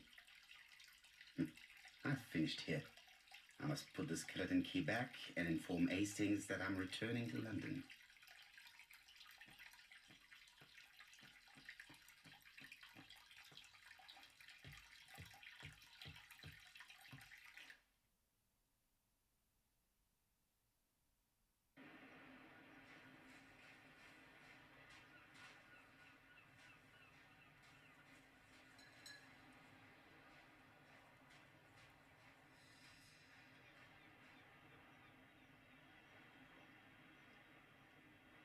May you have peace, Carmichael.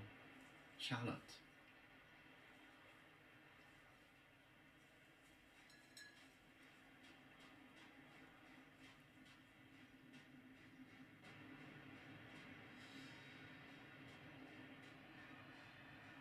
Is that the house?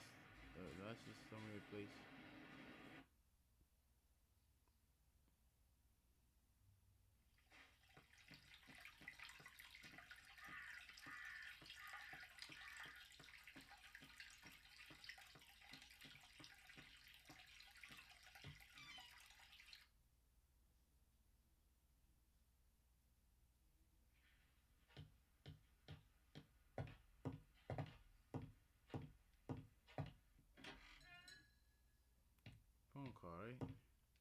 must put the skeleton key back and inform Hastings that I'm returning to London.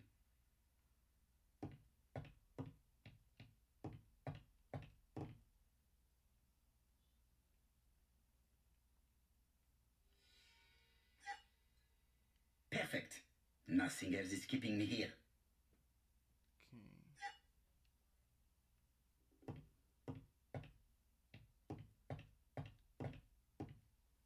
Hello, Hastings? Bro has no I have phone. finished in Churston.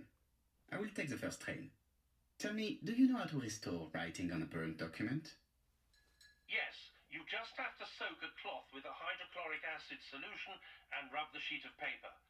Then the characters appear. Bien. You have been of great assistance, Hastings.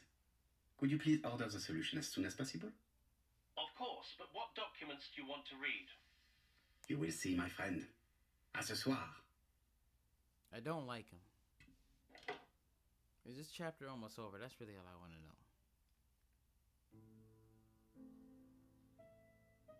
know. Donald Fraser is here. He insisted on waiting to see you.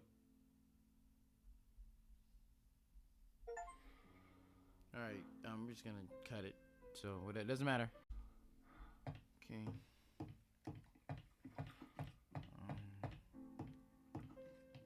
Mon ami, it is a pleasure to be working with you again. I have missed you these past few years.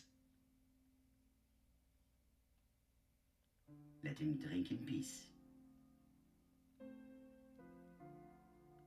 This man is tired.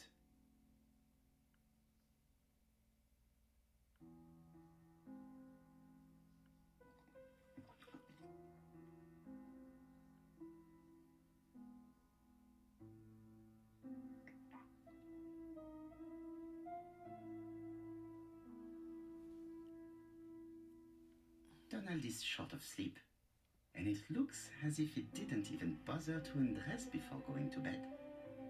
He just like me for real.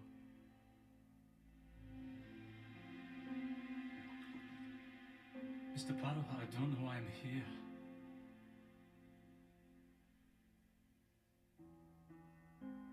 You are here to try and convince me that you are not guilty. You don't understand me. Mr. Poirot, since Betty's death, I've doubts about myself. I don't know what to do. And I keep having a horrible dream 3 nights in a row. Have a drink and tell me about this dream.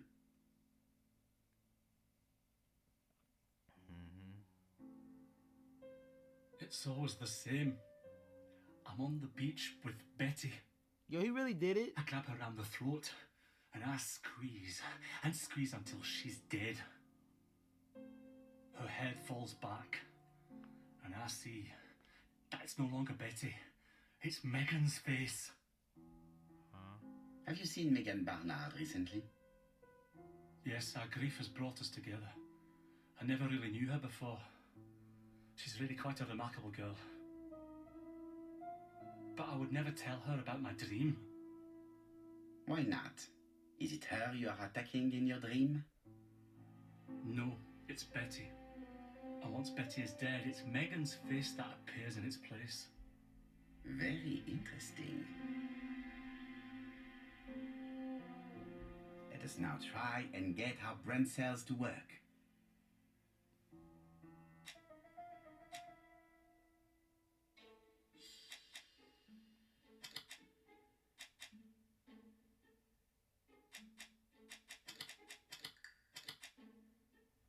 Not kill.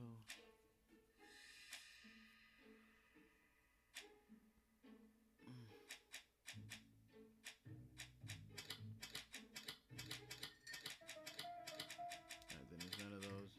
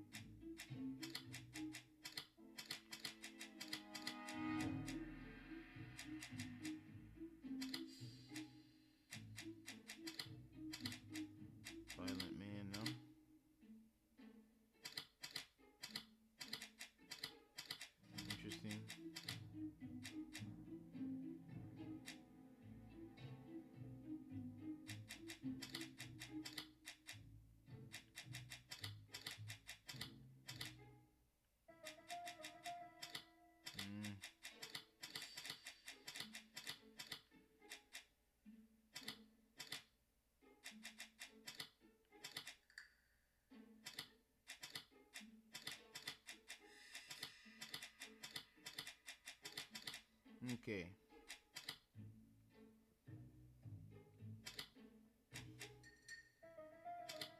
It proves he's in love with Betty still.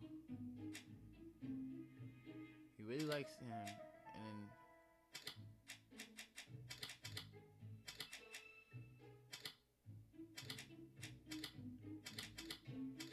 no.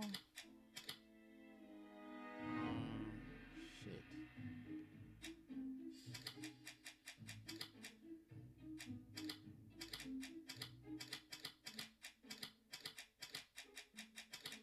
Let's show these two.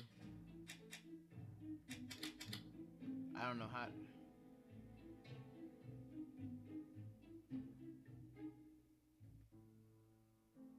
Mr. Fraser, I think that the real meaning of this dream is that you are in love with Megan Barnard. Please go on. I don't know how. Do? This dream certainly betrays your guilt. Oh. But what do you feel guilty about? Having killed your fiancé? Possible. Or forgetting her very quickly for her sister? Certainly. And this forgetting is perceived as a second death. So you don't really think I was the one who killed Betty? I do not exclude this theory. I am simply saying that I do not need to know that fact to explain your dream and your guilt. Thank you for being frank, Mr. Poirot. You've helped me a great deal. I'm going back to Bexhill. I'll not take any more of your time up. It is late, Mr. Fraser, and you are tired. I'll sleep on the train. I like trains. It's easy to sleep rocked by the sound of the wheels. Poor boy, he seems completely lost. Well, women seem to like him. I think Megan will take care of him. Oh, I remember. Did you order the product I needed? Yes, we'll be receiving it tomorrow. Bien, it is late, and I asked Miss Gray to come tomorrow morning. I have a few questions I wish to ask her.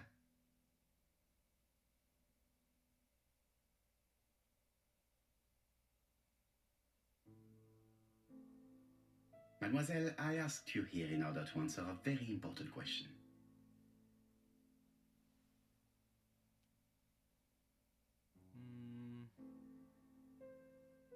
Am I right in thinking you said that you did not speak to anyone on the day Sir Carmichael was murdered? It's the absolute truth. Yet, Lady Clark maintained that she saw you talking to a stranger on the front doorstep. Really? She must have been mistaken. You sure, bitch? Oh, I remember now. Oh, you remember now? I'd forgotten all about it, but it wasn't important. It was just a salesman. One of those traders who sell stockings from door to door. Can you describe him to me?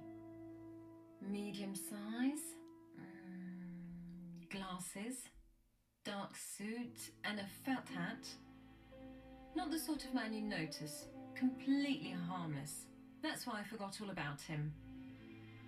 Nothing else? He was very hesitant and shy. Usually door-to-door salesmen are very confident, but he wasn't.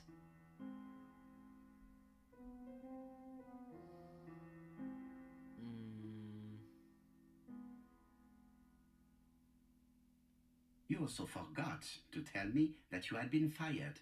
You never asked me. It was Franklin who led you to believe that I left voluntarily. He's more chivalrous than you. I don't wish to lie. Lady Clark did not appreciate my presence. And Franklin cannot go against the wishes of a sick lady. He is a good man, and he worries a great deal about his sister-in-law. I noticed that you left some personal belongings behind at Churston.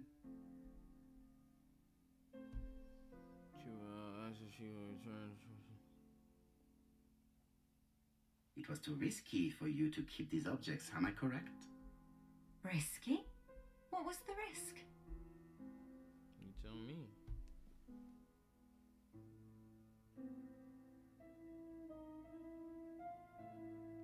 It would have been really risky keeping the murder weapon on you. The Chinese dagger. It would have broken with the first blow. I used it as a letter opener. Bien. I must ask you one last question. Please reply frankly with either yes or no. If Lady Clark had died, would you have agreed to marry Sir Carmichael if he'd asked you? How dare you ask such a question? The answer to the question Sir is no, Carmichael bitch. treated me just like his daughter. And all that I ever felt him was affection and gratitude, nothing else. You gave him the gawk Thor. We're Thank not you, fucking mademoiselle. stupid. I will not keep you any longer.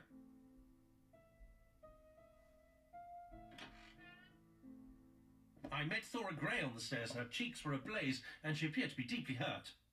Poirot, have you offended the poor girl again? Do you have good reasons for accusing her? I accuse her of nothing, Hastings. I simply asked her an important question she did not answer. Let us see if we can answer it for her. Let us move our brain cells. Let us now try and get our brain cells to work.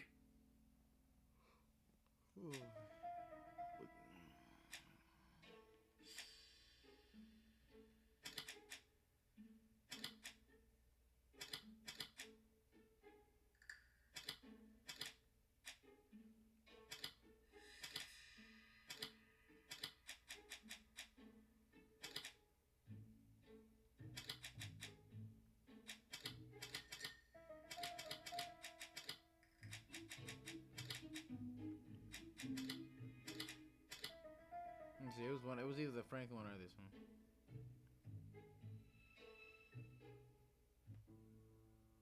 You must know how to read between the lines, Hastings. When Sir Carmichael refers to paternal affection, he's lying to himself. Read this engraving on the brooch. A dark dragon for an angel with glossy hair. These are the words of a lover, not a father. Lady Clark was not wrong. What if Sir Carmichael had fallen in love with his secretary? That doesn't mean that she forced him to do so. True, there are extenuating circumstances. She's a penniless orphan. But she's calculating. Just look how she avoided it when asked if she would have married Clark. I see. You think she seduced Sir Carmichael for her own gain, and that now she is doing the same with his brother. Poirot, your world is a very dark place. Do not get carried away, mon ami. We have another more important matter to settle. Really? Yes, would you believe that Miss Grey taught me something new? Let us now try and get our brain cells to work.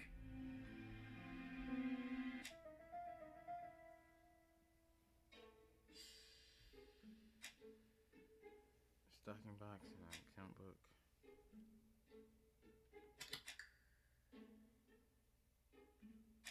What is all doing? Our salesman coming for me.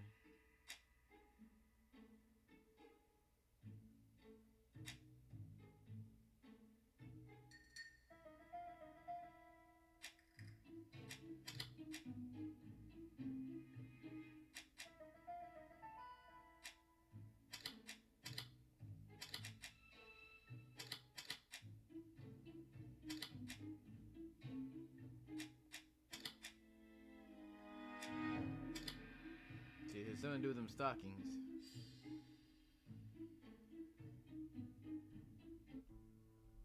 It's perfectly clear, Hastings, perfectly clear.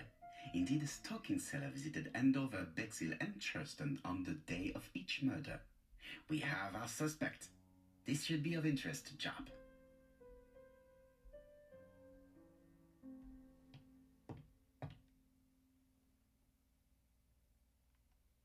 Ah, some coup. I thought that was the phone.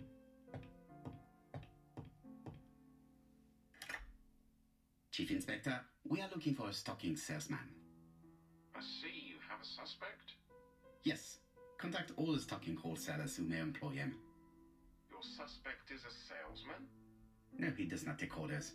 He sells door to door. Right. The hunt is on.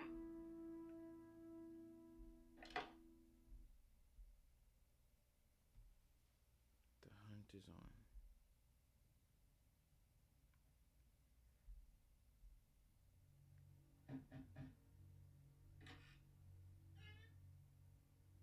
Are you leaving, Mr. Cust?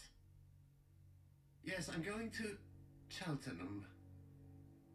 You shouldn't travel today. You don't look very well. I have to. I have engagements. I must respect them.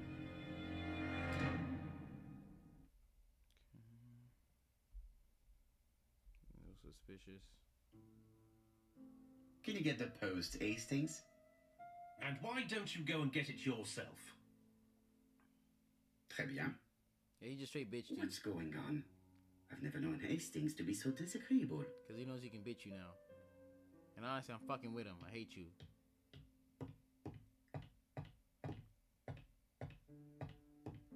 Tells him, what's going on? I can't bitch Hastings anymore. That's exactly what he's thinking. Poor Mr. Poirot. I'm quite sorry for you.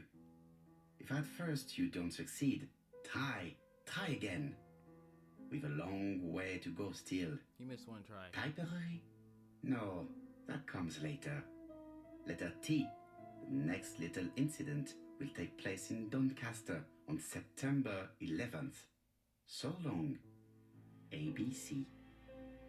I should compare this letter with the one on my desk which I received earlier to see if it does indeed come from the same person. It obviously does. Like, what?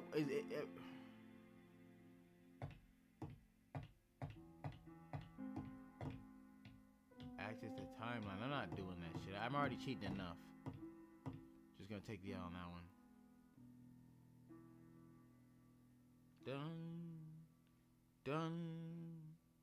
Done. Let us examine this more closely. Okay, so the eyes, obviously. Certain characters in the two letters may have similar defects. Yes, this I is weird.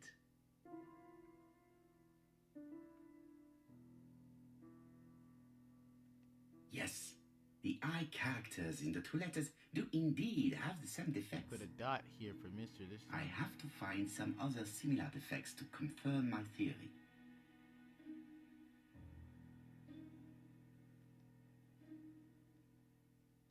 Let us examine the characters in this world. Nothing to report for these characters. Let us examine another world.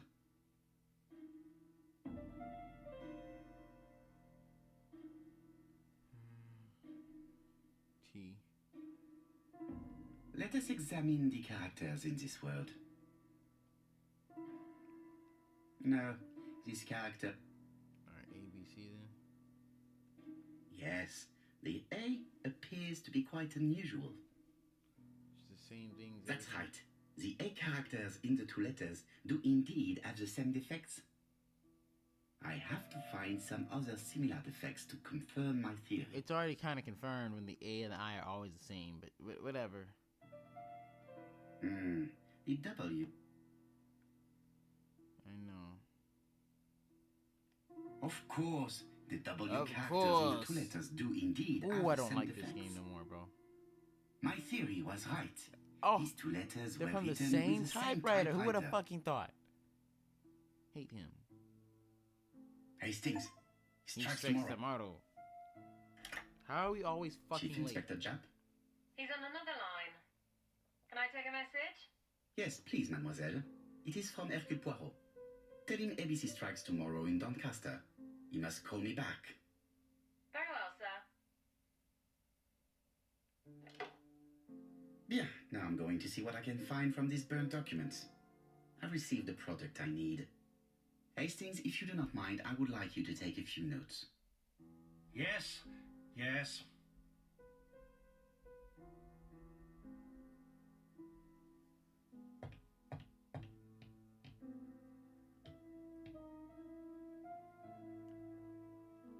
Royal Mathematical and Statistical Society's Bulletin, September the 9th, 1935. The Alphabet Murder, a methodical madman. It's highly probable that the alphabet murderer will kill again. Could we possibly estimate the number of victims in his next crime? Not really. Yes, and it is easy. As soon as we know the ratio of towns, cities, and villages whose names begin with a D, and the ratio of English people whose names are spelled the same. On the one hand, the ratio of towns, cities, and villages in England with a name starting with D, and on the other hand, the ratio of English people with a name also starting with D. After this initial calculation, it is easy to deduce the likelihood of actually being murdered if you belong to the target population. Go to the last page to find our results and details on the calculations. Daily Blag, August 31, 1935. Moustache at half-mast. Poirot's repeated That's failure fucking in ABC crazy. case. That's a fucking crazy sentence. Sometimes Why was small Moustache things at show half-mast? great men. Bro. Hastings, faithful collaborator Why does he of know the Belgian Moustache is at detective, half-mast? knows something about it. 3 mornings in a row, he confided to us, the cook broke the egg yolks when preparing Poirot's breakfast. This apparently casual event has greatly disturbed my friend, to the point it breaks his concentration and slows his judgment. I also noticed his mustache, of which he's so proud, being duller than usual. You clearly notice his mustache. Poirot, I assure you I haven't said any such thing to the journalists. They Bro had twist a hard everything. on with his mustache. That's crazy. I don't like Hercule. I don't like him no more, bro. Like, he's just a problem. Where is this burnt shit at?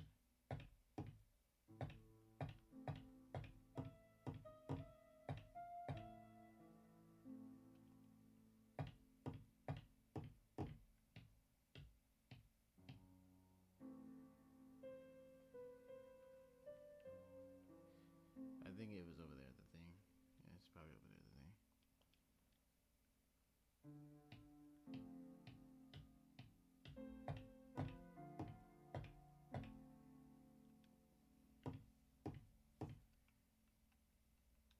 Now, down to work. It is, I don't remember getting this, but okay. All of this needs putting in order a little.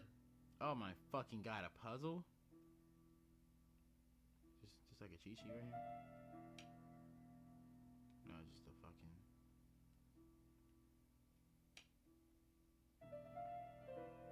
If someone has tried to get rid of these documents, they may be important.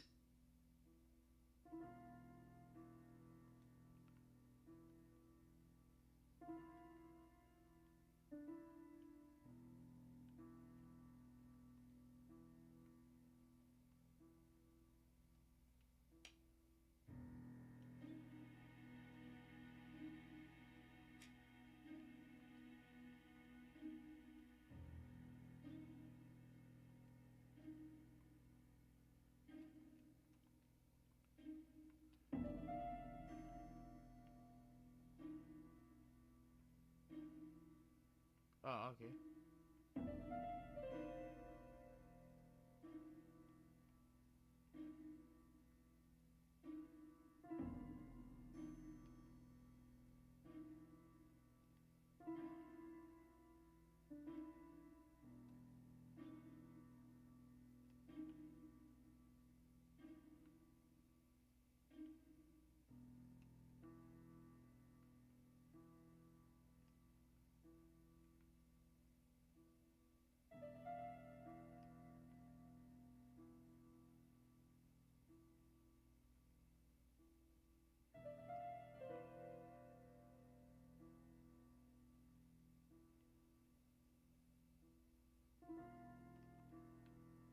I'm a little confused.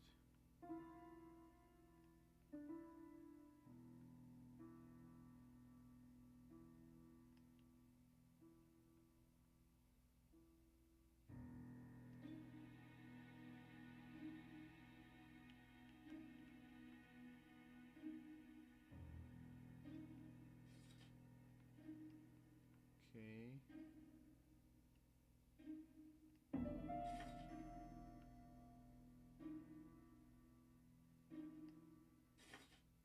Okay. It's so simple. Cooking now, wasted. This page is finished. That's done. 3 more to go. Fuck. Okay, you just gotta. Okay. This page will be this is reconstructed in a easy peasy. flash. Easy peasy lemon fucking squeezy. Puzzles like this I got. Puzzles like this I got, bro.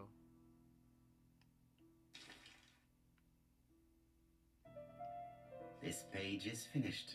I know. I just finished it. And that's 2 done. It's easier than I thought. Shut the fuck up.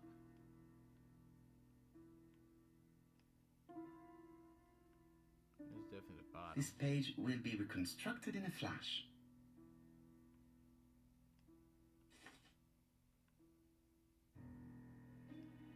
This does not look too difficult.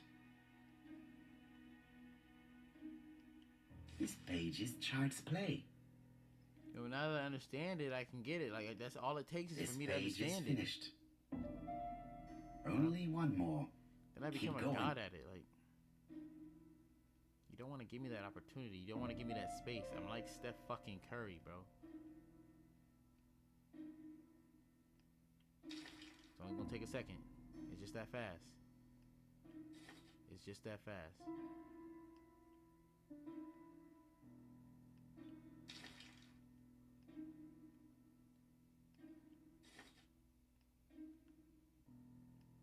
This page is finished. Goated. All the pages are reconstructed.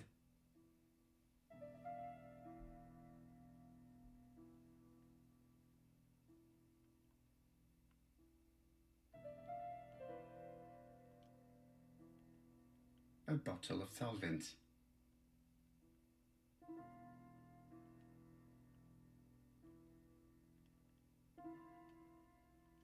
All the pages are reconstructed.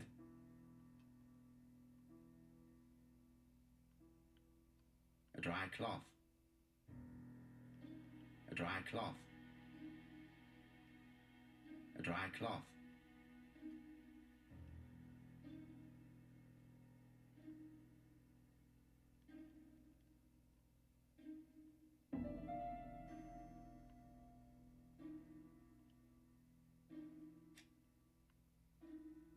A bottle of solvent.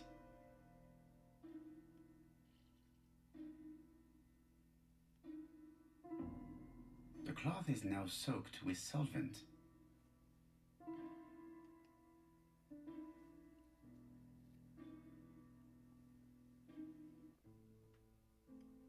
Got it!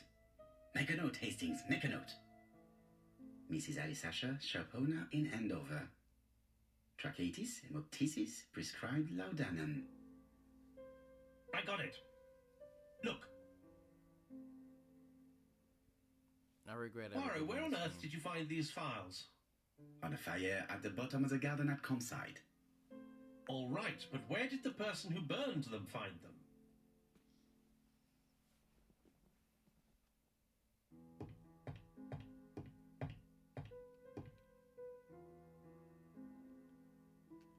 Betty Barnard, waitress in Bexhill. Chronic bronchitis causing dysphonia. Advised to stop smoking. Alice Asher, shopkeeper in Andover. Tracheitis, hemoptysis, chronic cough with loss of blood. Prescribed laudanum-based cough medicine. Alexander Bonaparte Cust. War wounded, mustard gas and head trauma. Pulmonary emphysema, hemoptysis, coughing fits with blood, suffers from absences and amnesia. Dick Dudley Dunbar, owner of the Black Swan Hotel in Doncaster, asthmatic, heart disease, heart condition. Let us now try and get our brain cells to work. What is there? We know the next victim. What the fuck? What do you think? Okay.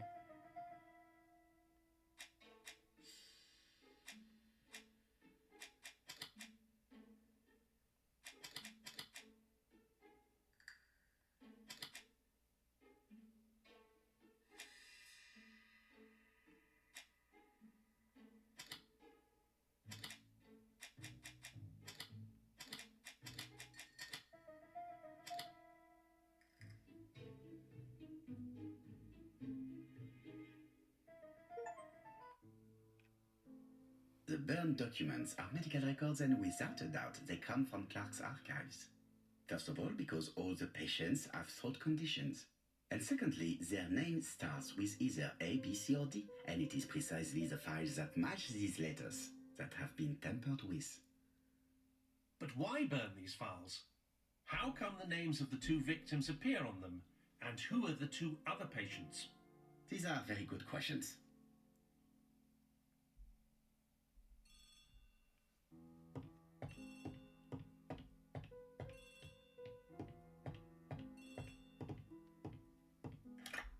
Hello, Poirot. Any news, Chief Inspector? You wanted a stocking seller? We have one. Reported by his landlady who thought he was behaving suspiciously. He has the most unbelievable name. Dick Dudley Dunbar. You're wrong. He's called Alexander Bonaparte Cust. ABC. It's a serious lead. A called Doncaster, a person matching Cust's description, has been seen at the station. He got off the train from London, but after that, nobody knows where he went.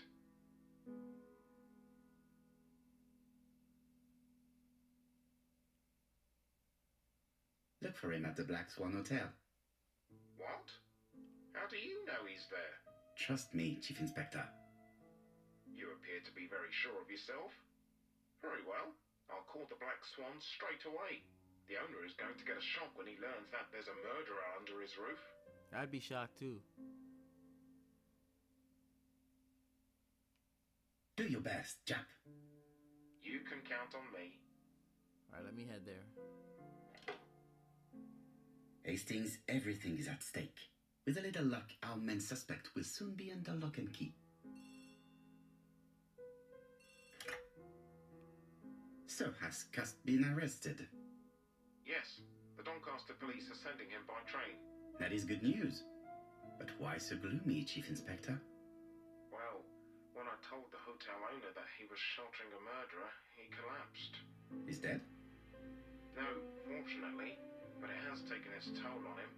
It has to be said that with his name starting with the letter D, he had every reason to fear Cust. I bet he was going to be the next victim.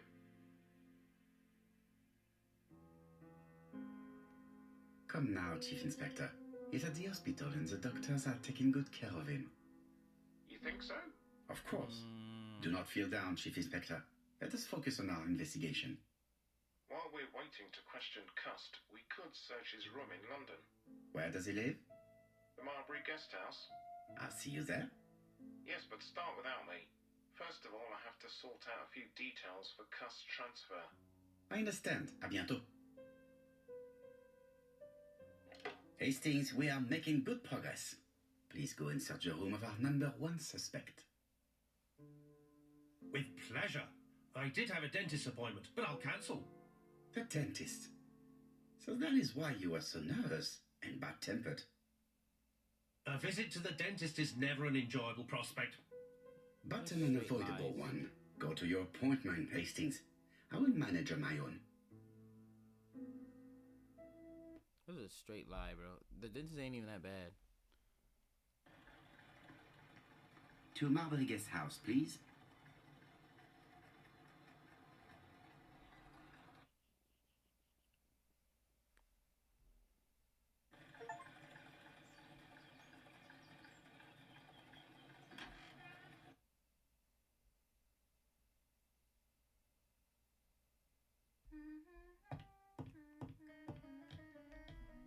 I should check the register. Mrs. Marbury may have been hiding something from me.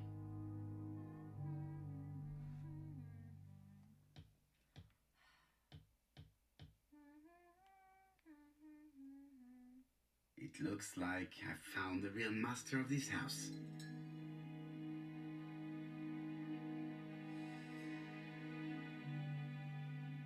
Alright, once this is done, we're gonna end here. There is no need to worry about the household cat. I'm sure that Mrs. Marbury lets it do what it pleases. This is, a horrible chapter. Thank you for watching, though.